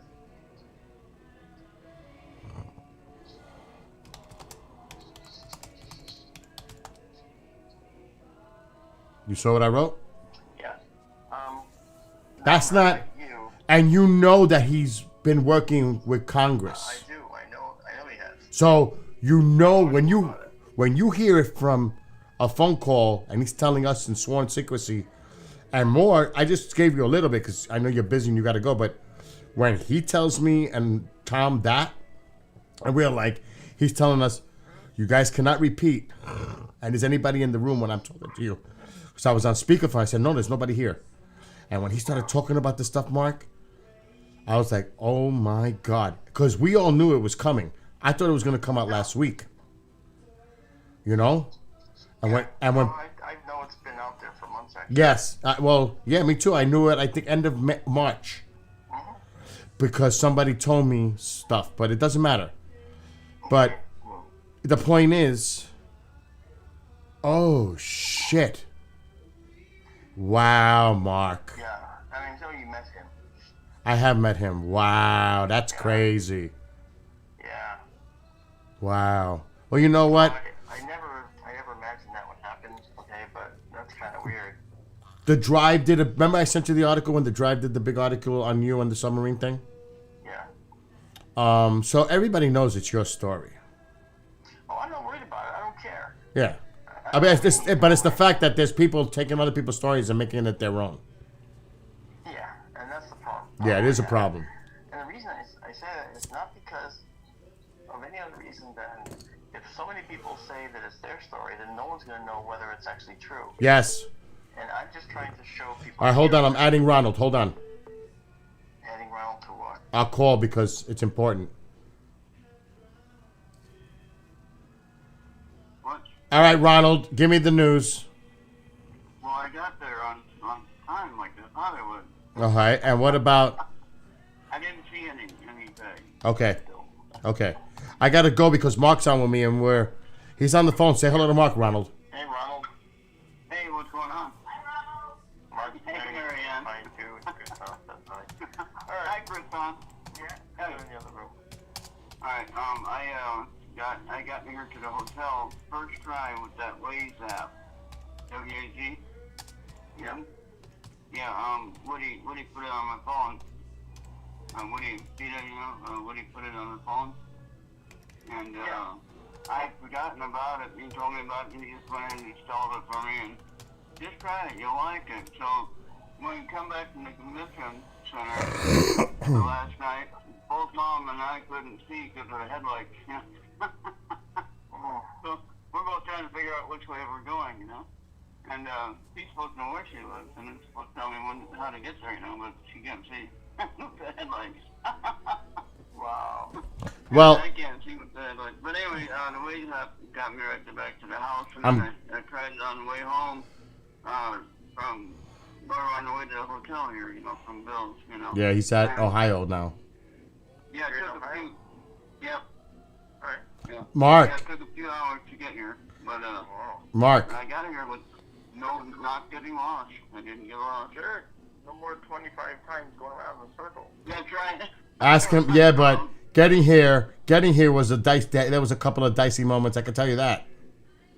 Oh yeah, did you show Mark? I'll show Mark when he's relaxed at home and he's recovering. But Mark, so you know because you know who that person is too. You know if it's coming from that source, it's pretty damn good. You know what I mean? I do, yeah, actually. So anyway. I talked to him. So Yeah. I understand. Yeah. I don't want to. So anyway, when are you going home? I'm flying home on the 7th. Oh, you fly? Okay. Oh, Wednesday. Okay. Yeah. Well, I drove from Palm Springs, California with Marianne and Krista to Mesa, and he and I are staying here, then he and I are flying out on the 7th. Yep. To go back to our respective places, and then on the 23rd of June, I'm filming for Proof Is Out There for the second installment. Yep. Like 10 or 12 stories. And then Roswell. I leave on the 27th to come back here to then go to Roswell. I know. I'll meet you. I'll be there with you at Marianne's. Yeah, Tara's going to pick you up at the airport. Yep. I already know. Yep. Yeah. All right. Listen. Sounds like fun. Well, Tell. it'll be your first trip to Arizona, Bill. Yes, it will be. It will be. I'm. She keeps telling me, bring your shorts. Don't forget. Yeah, and don't forget also that the initiation when you come here, you have to hug a cactus. Oh, I thought you were gonna say I gotta play with a tarantula. Oh no! She just has scorpions. She just has more subjects for the. Oh my God. Mark, I definitely will talk to you privately about the stuff. Like you already know. Yeah. You know what I mean? But when somebody like that, it was Tom and I, and he was like, I was like, holy it was like, whoa. Because there's more than one. Yeah, I know. So I told anyway, the official report, we had a good time. Oh, Ronald, was it not one of the best pine bushes?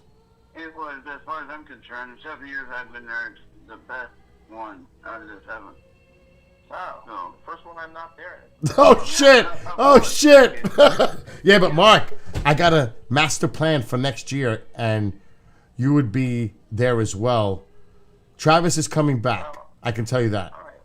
I've already been invited to contact again, so I don't know. Is it gonna fall the same weekend? I don't know. So we'll have to see. That's okay because we'll see. Yeah, because it was better without me this time. Let's stop it. Oh, come on. No, it doesn't have anything to do with that. Ronald, that's all your fault. No, I'm just saying, it was not hot. It was a little warm, like around 2 o'clock, but most of the day it was hard time. It was I know. 70 degrees. And it was sold out. It was sold out. Yeah.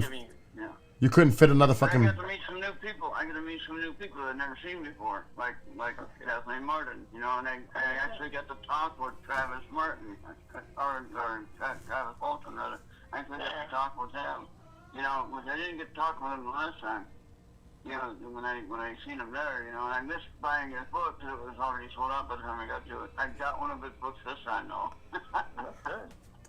Anyway. And, I got to see Ron Jacovetti and Lourdes, which I know them from the other shows they do, and I know them very well. You know, they're like friends already. But I actually got to meet them in person, and then my friend Maureen and Anthony that does shows on my show on my channel. You know, and so I get to meet them in person. It's like, you guys are real. This is amazing.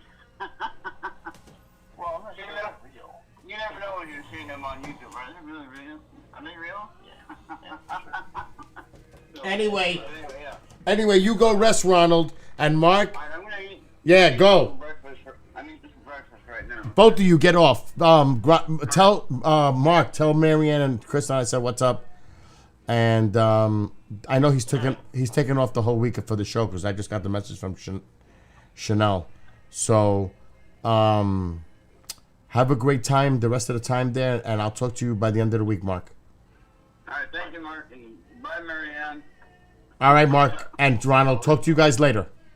All right, thank you, Bill. All right, bye. Thank you, guys. Bye. Bye. See, even Mark knows the person, and when I typed him who it was, he knows it's official. I told you we've known for a couple of months. He said a couple of months too. So he knew around the same time I did. And I didn't tell Mark. Mark didn't tell me. But we both knew.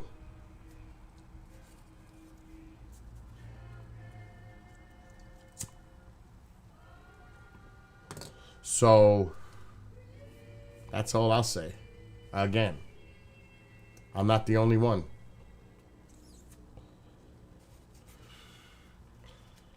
Anyway, enough of this. Let me see. Tracy Austin is messaging me.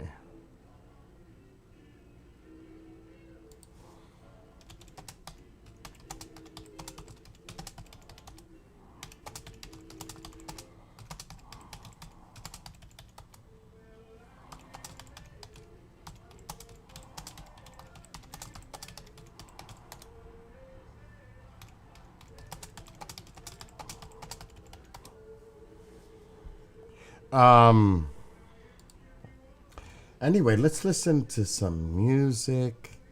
Mom is. I feel jealous. I don't have to be a whistleblower because I'm not a whistleblower. I know nothing. Can you imagine how long would I break on the fucking torture? It wouldn't take long. That would be a concern. I mean, that would be kind of scary. Oh, he's going to give in. He ain't going to make it.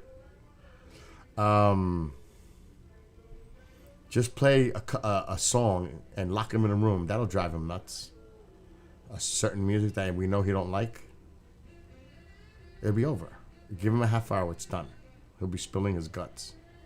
Maybe that. Maybe 15. They'll be taking bets. How long before he cracks? I mean, if you did this to me, oh, I'm on YouTube. I can't even do it. You know what? For those on YouTube, we're about to make the switch. We're already on Rumble, Trovo, and Twitch. Did I just rhyme with Switch and Twitch?